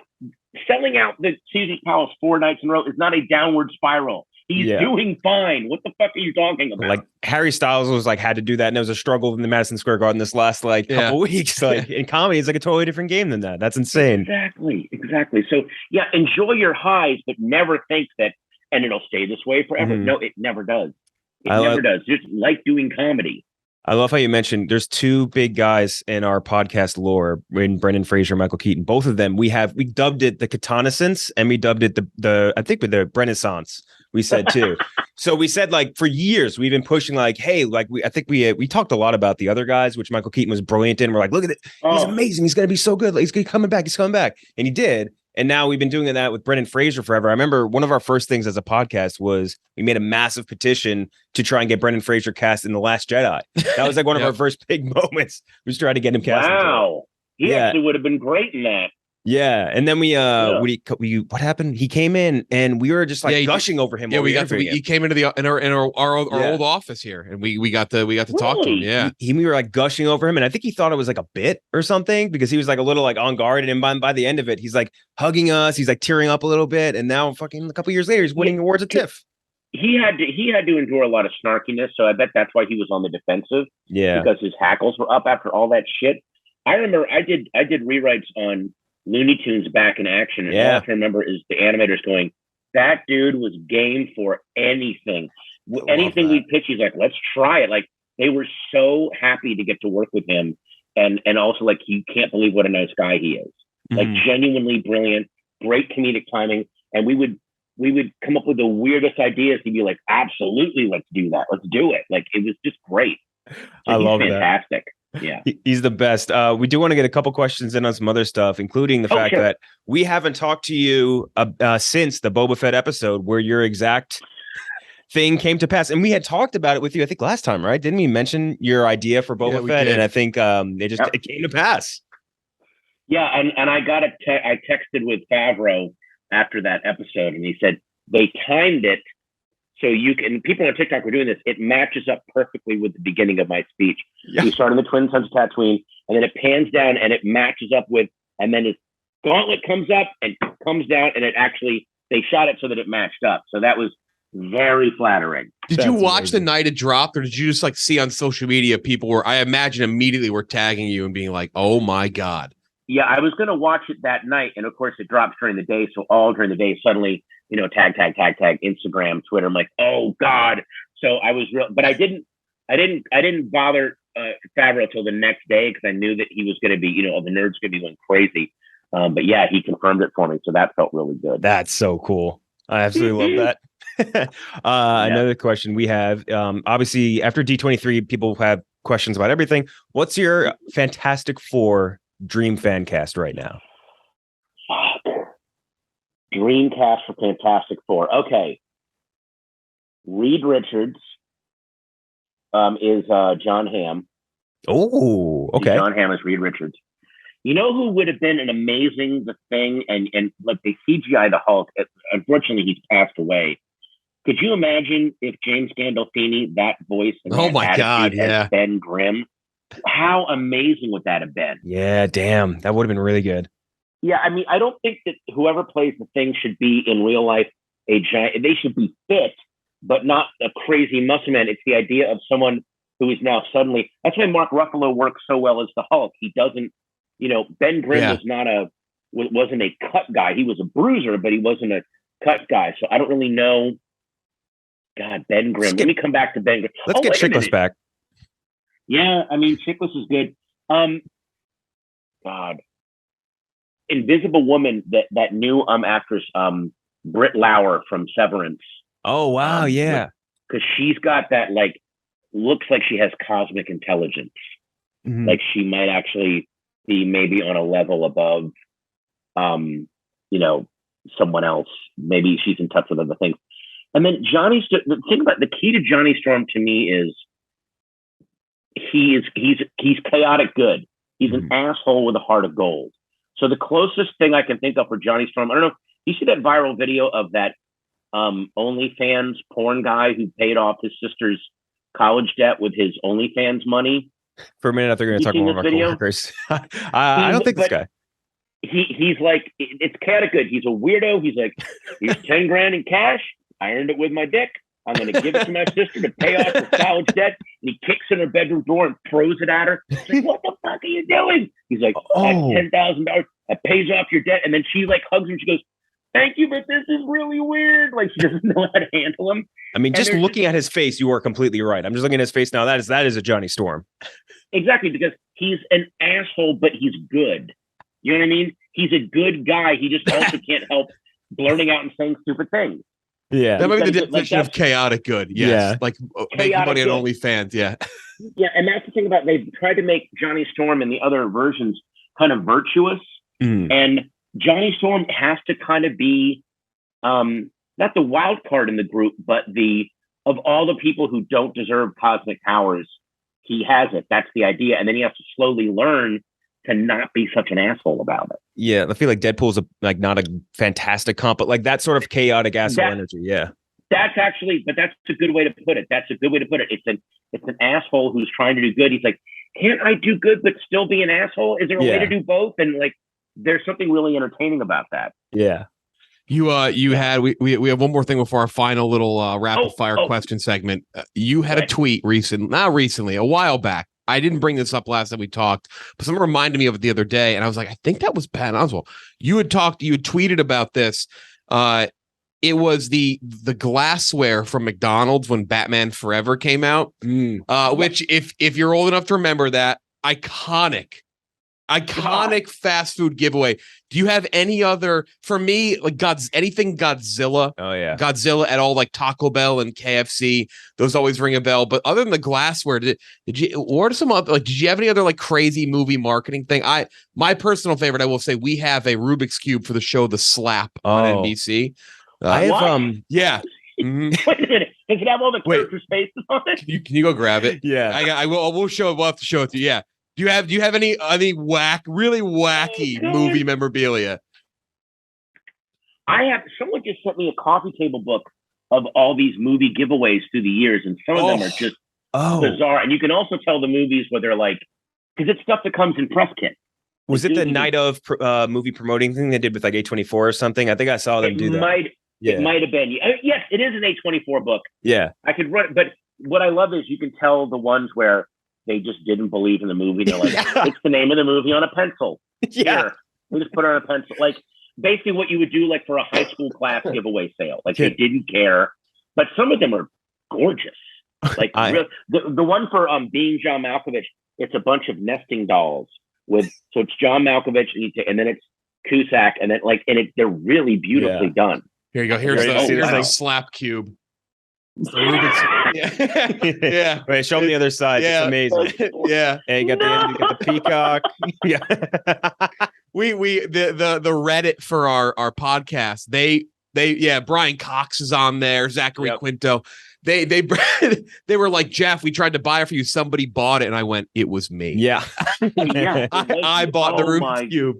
God, that's fantastic. I mean, I remember I always am blown away by the weird giveaway toys that are way better than they need to be. That's why those Batman Forever cups are so iconic, because you're like, they really put design work into these. Like, they're solid. My God, these are great. Speaking of Batman, the original Happy Meal toys for the Batman the Animated Series are all amazing. Really, actually well-designed mini toys that people now collect and get big. They're better than like most action figures that are put out. And these are like literally throwaway toys in a Happy Meal. They just used to be so much better. I mean, I am rarely in a McDonald's, but when I go, I will always look like, what's the toy? I'm like, these aren't what they used to be. These aren't. They don't have the craftsmanship. There were some ones a few years ago for the Avengers, and they all had these weird, keen painting eyes. Their eyes were way too big. Yeah, and that you could tell that they had like outsourced it to some either like a Chinese company or a Polish manufacturing company, and they had just given them verbal descriptions of what these characters were, but they looked nothing like. It was so slapped together and bad. That reminds me, there's a great bit in Parks and Rec, which obviously you're on, where she wants to get her campaign posters printed, and she sends them the file in a JPEG, and they just print the entire file name .jpeg onto a flyer. I remember that. Yeah, that is very much like that. I think the best promoting thing I got was we interviewed the director of The Hitman's Wife's Bodyguard.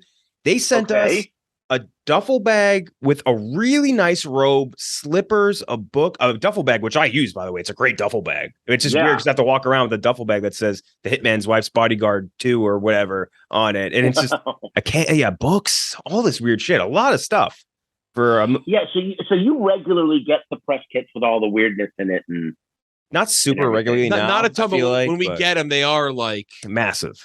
Actually, I funny enough, I have two of my nice pens are sitting in a glass like flask Agents of S.H.I.E.L.D. thing that I have on my desk. Cool ass flask. So there's Agent Kennedy and Agent Lowe on them. Those are awesome. Oh, WandaVision sent us some cool stuff. They gave us like that tray, like a bunch of like utensil type stuff and a couple other things. It's kind of cool. Can you tell we're Disney shills? It's the only company that sends us anything. Disney hey, you know what? If they send out the good stuff, they'll get mine. They'll get my vote, man. I did get a really cool box from Severance where it's a Lumon coffee mug, Lumon raisins, little thing of Lumon pretzels. It was so sinister. It made it look like the Lumon Office. It's so cool. Such a good show too. That's a rare combo where you get an amazing show and good merch on top too. Exactly. Yes. But before we reminder, we all scream Netflix September 20th. I just want to say quick, did you get any royalties from Everything Everywhere All at Once as they spoofed Ratatouille? Yeah, they did. Rocky Cooney. Come on. That's your rights right there. They did well. Luckily, they Weird Al'd us and called it Ratatouille, so they didn't know it's anybody. They were able to dodge that. One of the most brilliant laughs I've had in a long time was Ratatouille. Did you know about that so going good. into it, or was that a? No, I was invited to an early screening. Jamie Lee Curtis introduced it, and I'd heard because I'd loved their first movie, Swiss Army Man. Oh yeah. I'm like, oh, let's go see this movie. Knew nothing about it, and then halfway through, I'm like, are you fucking kidding me? I was so happy. That is unreal. Well, thank you so much again. We could spend hours with you, but check it out on Netflix. This was a blast. Well, we can't have a pandemic in between our next meeting. Yes. We'll just No. And hopefully I'll be in New York in the spring. I'd love to actually be there in person. And yes, hang absolutely. Come in person. We'll do a big nerdy movie and stuff, draft or something, rankings or something. Yes, I would love. All right, you're on the books in the spring. Doing that this spring, you'll be there. I will do it. We're doing that. We're doing that with Kevin Smith on Wednesday. Yes. So you'll be the. We'll do a follow-up, even nerdier thing in the spring. Yeah. Oh, that'll be the bookend for it. That's beautiful. Okay, we'll do that. Love it. Thank you so much. Check it out. Netflix, September 20th. Thank you. Thank you. Great talking to you so much. Thanks. Bye, guys. All right. Thank you to Patton Oswalt. I don't know if that was good or not. I think it was I'm good. going to say it was a good one. We haven't done it based yet. off of a guess. We're going to do a bracket. What did we say? Biggest nerds or something? No, we'll just do like, you can pick it. Just pick like 8 different. Something with nerd. Do like Darth Vader. You can do like Gandalf. Just do a bunch of, do 8 powerful nerd characters. Yeah. And we'll see who he thinks will win in a fight. Pinocchio. Directed by Robert Zemeckis, who's done so many things. I feel like him and Spielberg were kind of on like a parallel path, except Spielberg realized, oh, I can make good movies, and Zemeckis is like, nope, other way. Welcome to Marwen. God damn, Allied. dude. The Witches, the new one. A Christmas Carol. Disney's A Christmas Carol. Beowulf. The Polar Express. Kirk Minahan. Kirk told me he thinks that the Polar Express, it wasn't ruined his career. What did he say? I gotta see what it Kirk had such said. a long-lasting effect on his career, like because he's like, oh, I like this, I'm just gonna do this forever. Right. That's basically what Kirk said. He said, I feel like the success of Polar Express changed him. He got way into this world. You know, that's what I've said. He's had this 20-year boner for animation. Now, I just got out of the bathroom, so when you guys said it ruined his career, I thought it was Kirk Minahan saying the Polar Express ruined my career. Oh, no. The Polar Express ruined Kirk Minahan's career. That'd be a funny rumor to start. But he's done other movies. He's done Back to the Future, Forrest Gump, Who Framed Roger Rabbit, which was an incredible That was integration innovative, though. That was like, of animation and live action. Castaway. good movie. Some people like Flight. I don't love Flight. Contact. I like Flight. I think it's underappreciated. Like, it's not bad, but it's just certainly not great. But he's also done Pinocchio. Correct. This is just it's not a remake, though, and that's part of my problem. It's just Pinocchio. Pinocchio on Disney Plus. Tom Hanks in the lead role. Cynthia Erivo plays the fairy. Joseph Gordon-Levitt plays Jiminy Cricket. Luke Evans is in it. Boy. The original Pinocchio. We'll talk about where we have it. Ken Jack, you have the original Pinocchio rated at 78. I have an 84. I rewatched Pinocchio actually over the weekend. I kind of felt it was important to rewatch it. It's also only 88 minutes. I was like, fuck it. I'm going to rewatch Pinocchio. I've watched it in a long time. Probably give some good context. Lonely Toymaker Geppetto has his wish answered when he gets a fucking puppet that talks. There's a lot more. Look, this movie, the new yes. You can wish for anything in the world. Fuck this movie. This movie stunk. Whoa. This movie was the original Pinocchio is a delightfully made movie. It's still not my favorite of the Disney animated. I know some people hold it in much higher regard than I do. But I still think it's good. I gave it an 84. The new Pinocchio is. It's hard to talk about. I got to put in context here. Some people like this movie. I want to note that.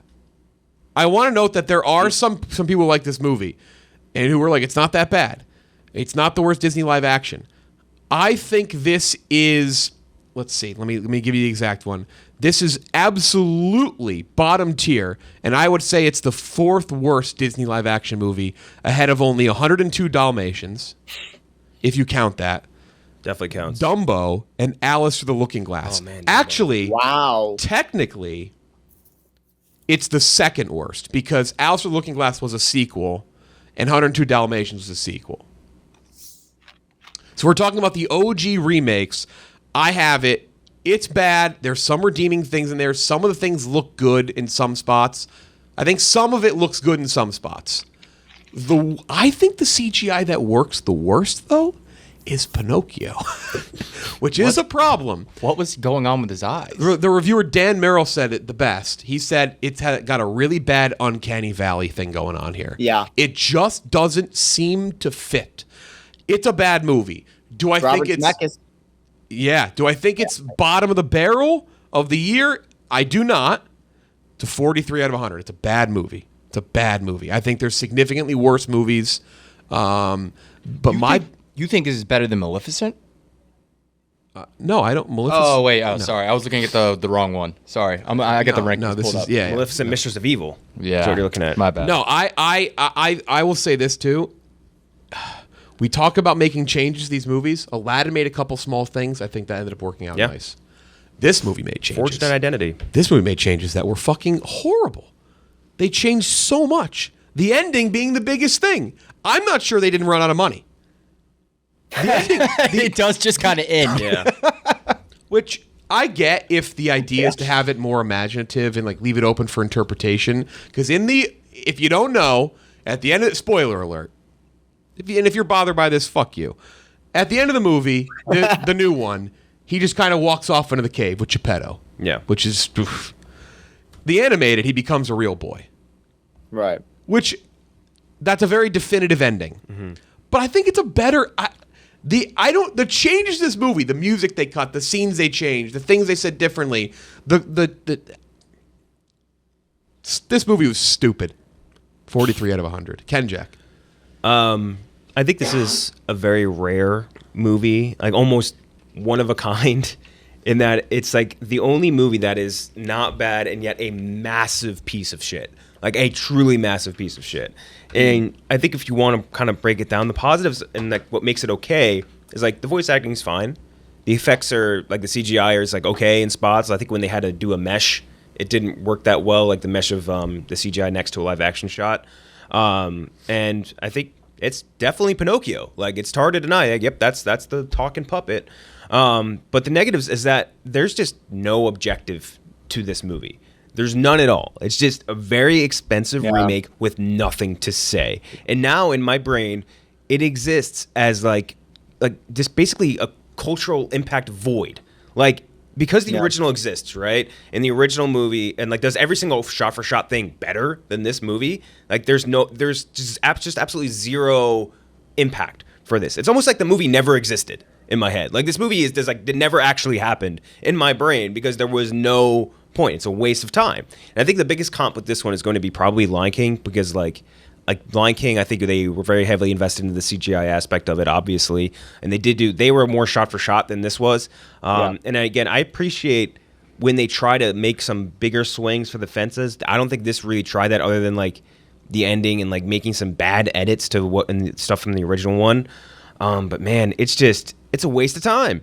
And like if you're gonna make a live action recording of a big Disney property, just have something to say. And like in my head, it almost reminds me of like when they were like re-released remastered versions of like Grand Theft Auto or Skyrim or whatever. And it's just the same game, just slightly dressed up. Like there's no point. There is no point for this movie. And then when you have absolutely nothing that you want to really truly alter and like add to the story or vision of Pinocchio, there's no point. This movie did not exist. Pinocchio never happened. And that's my final stance on this movie, which I'm giving a 35 again, because the technical aspects of it are fine. It's just in the meta sense, this movie is a waste. The crown jewel, I think, remains Jungle Book, by the way. Yeah, for sure. And I think Jungle Book made the appropriate changes, the appropriate decisions, and it just worked. And I just don't know if anything else has come close to that. I really liked Cruella. I like Cruella too, but Cruella, but you could also say It's not really a remake of You it. could also say Yeah. it doesn't count. Yeah. Because it's not. It's a not live a action prequel. yeah. Right. Like, yeah, they had the room to do their own thing. The Cinderella with Lily. Lily yeah. James. Yeah. Lily James, directed by Kenneth That Branagh. one is not terrible. Yeah, as bad I as would it say could've been. it's got some moments that are good. Chris. Sorry, say your score again, Ken Jack. 3-5. Okay. So I did not like it. That's unfortunate for me. I've lost already. Ken Jack in the lead with 35. Chris. What's weird is while watching this, it was everything I expected that it would be. And while watching it, I didn't like it at all. You could say I hated it. There's been certain things here where Oh, we're losing you, as Chris. the- Hold on, Chris. We're losing you. Yeah, try Can you again. hear me now? Maybe. Yeah, seems a little bit better. How am I coming in? Pretty blurry, Chris. You're blurry, but we can hear you at least. All right, keep. Let me refresh. All right, Gooch, you go. He's gonna refresh. Yeah, I'm coming in at like a 30. I don't want to give it too an exact of a score. It was just bad. I did not enjoy watching. There was like parts where I just couldn't believe what I was seeing. You watched the original recently. Yes. I honestly can't remember anything from the original. Probably saw it when I was a kid. Don't remember much out of it. Was there a little Jewish Italian kid dressed up as a chimney sweeper in the original? Kept calling him Slats. Slats. What you gonna do, Slats? He's like, That what was and that accent? Fucking Jiminy For Cricket some- calling him Pinocchio. Like, what Pinocchio. Fuck. Yeah, I mean, there is. I guess the There way you was so described much- it, I guess I didn't make that connection. There is, but he's That kid was. I hated that. the kid Jewish so much. Italian kid. Kind of threw me off. I'm pretty sure. I'm pretty sure it's like a little fedora wearing redhead. Yes, little fedora wearing redhead guy. Okay. Because they're like, let's get an Italian for this Italian movie, and they got a Yeah, the Jersey one. Italian. Yeah. Okay, all right. You threw me off there. Yes, a lot of changes though. Did not love that. When I'm just gonna point out some parts that made me laugh. To be honest, when the circus, the guy who ran the circus, took Pinocchio up by the head and just threw him like was 100 funny, miles yeah. per hour into the cage. Died laughing at that. The CGI at points looks awful. They CGI'd Yeah. Luke Evans into a scene. That was A full body, that was very and- noticeable. Very noticeable. It looks like when I say PS2 cutscene, it didn't even look like a PS2 cutscene. He wasn't even moving correctly. His body was like what is it? Like strafing across the ground. Yep. Like it was so bizarre.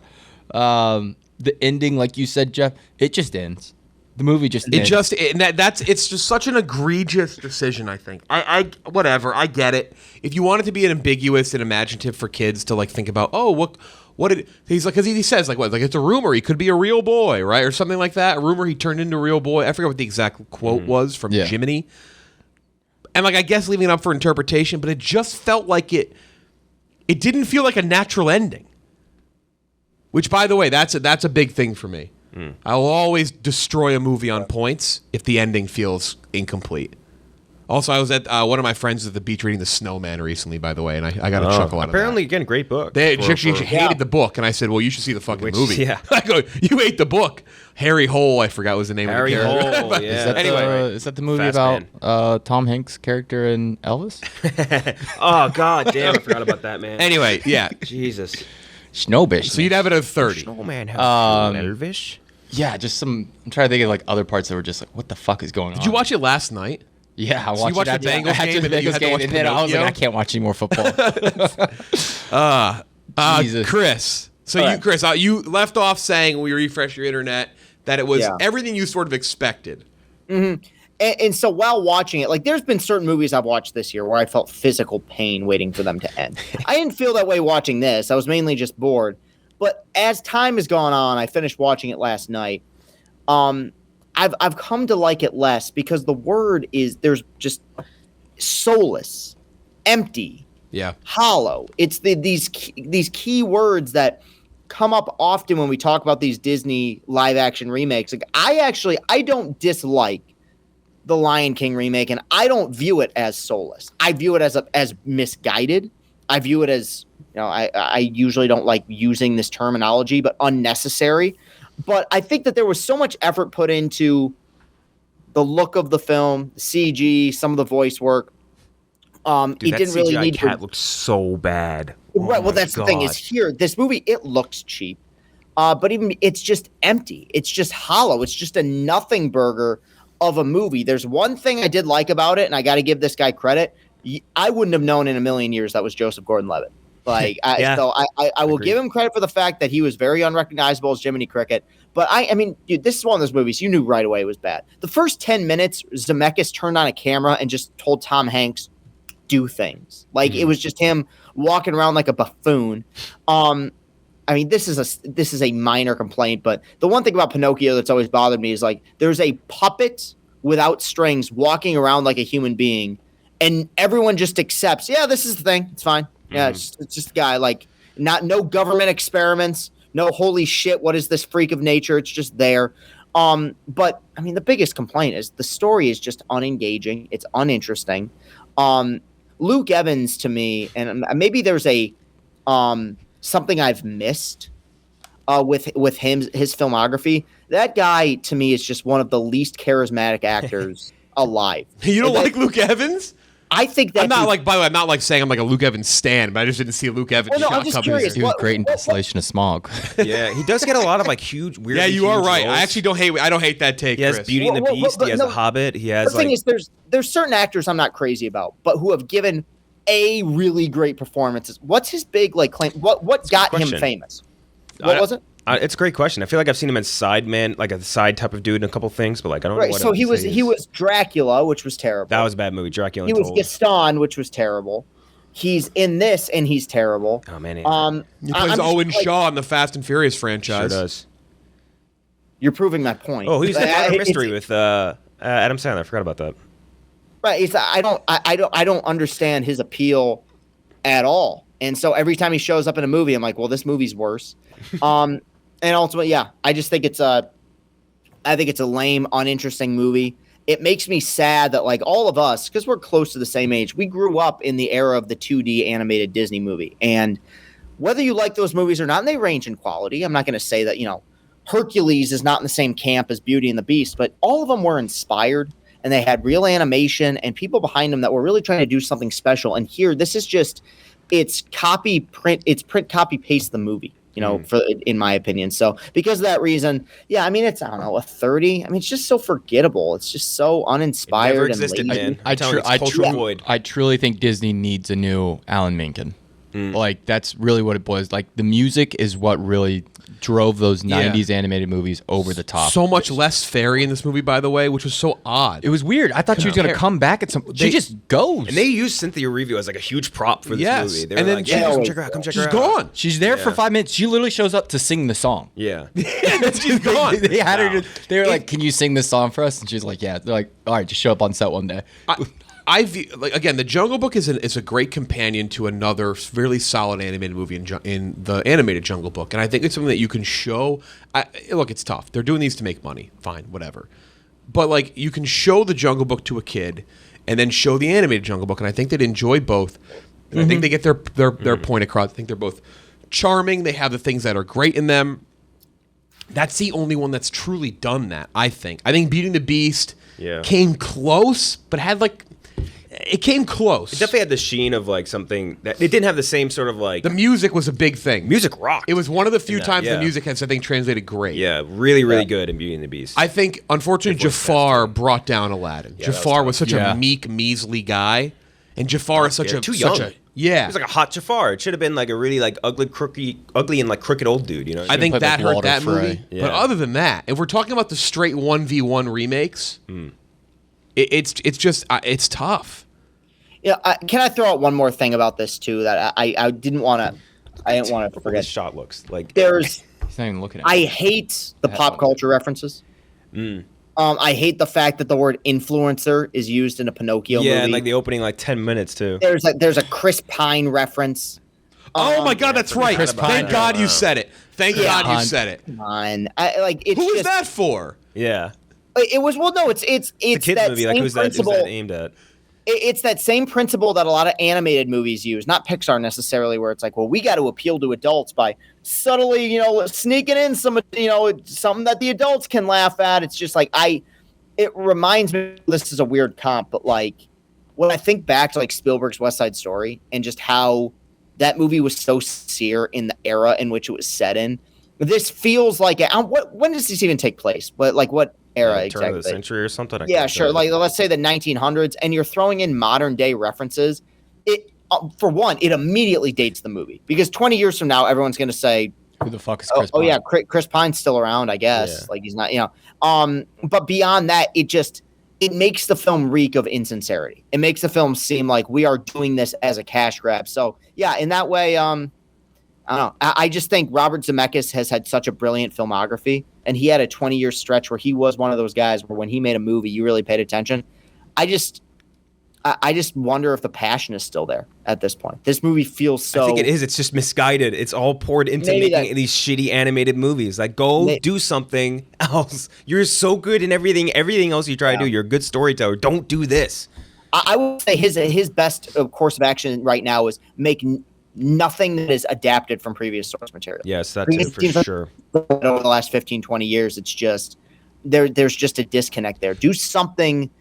original, do something unique, even if it's smaller, because you look at his last few movies, The Witches, Christmas Carol, I think Welcome to Marwood, I believe, is based on a book. It's like you have such a creative voice and you are bogging yourself down. So dude, go do another Castaway. If he wants to do another intimate movie, like there's 0 CG shots in that movie, like 1 or 2 maybe, but like do something like that. Do something intimate, refresh, get your the juices reflowing, and then go do other things. You know what I mean? But just, it's frustrating because it's just, he's so obsessed doing these movies that are ass. Just do something else. Also, might be time to pull out Forrest Gump too. Maybe. I was gonna say Contact too. I think they just said Hanks was mentioning we talked about doing Forrest Gump 2, and that conversation lasted about 40 minutes, and then never talked about it again. Also, all the clocks were Disney references too.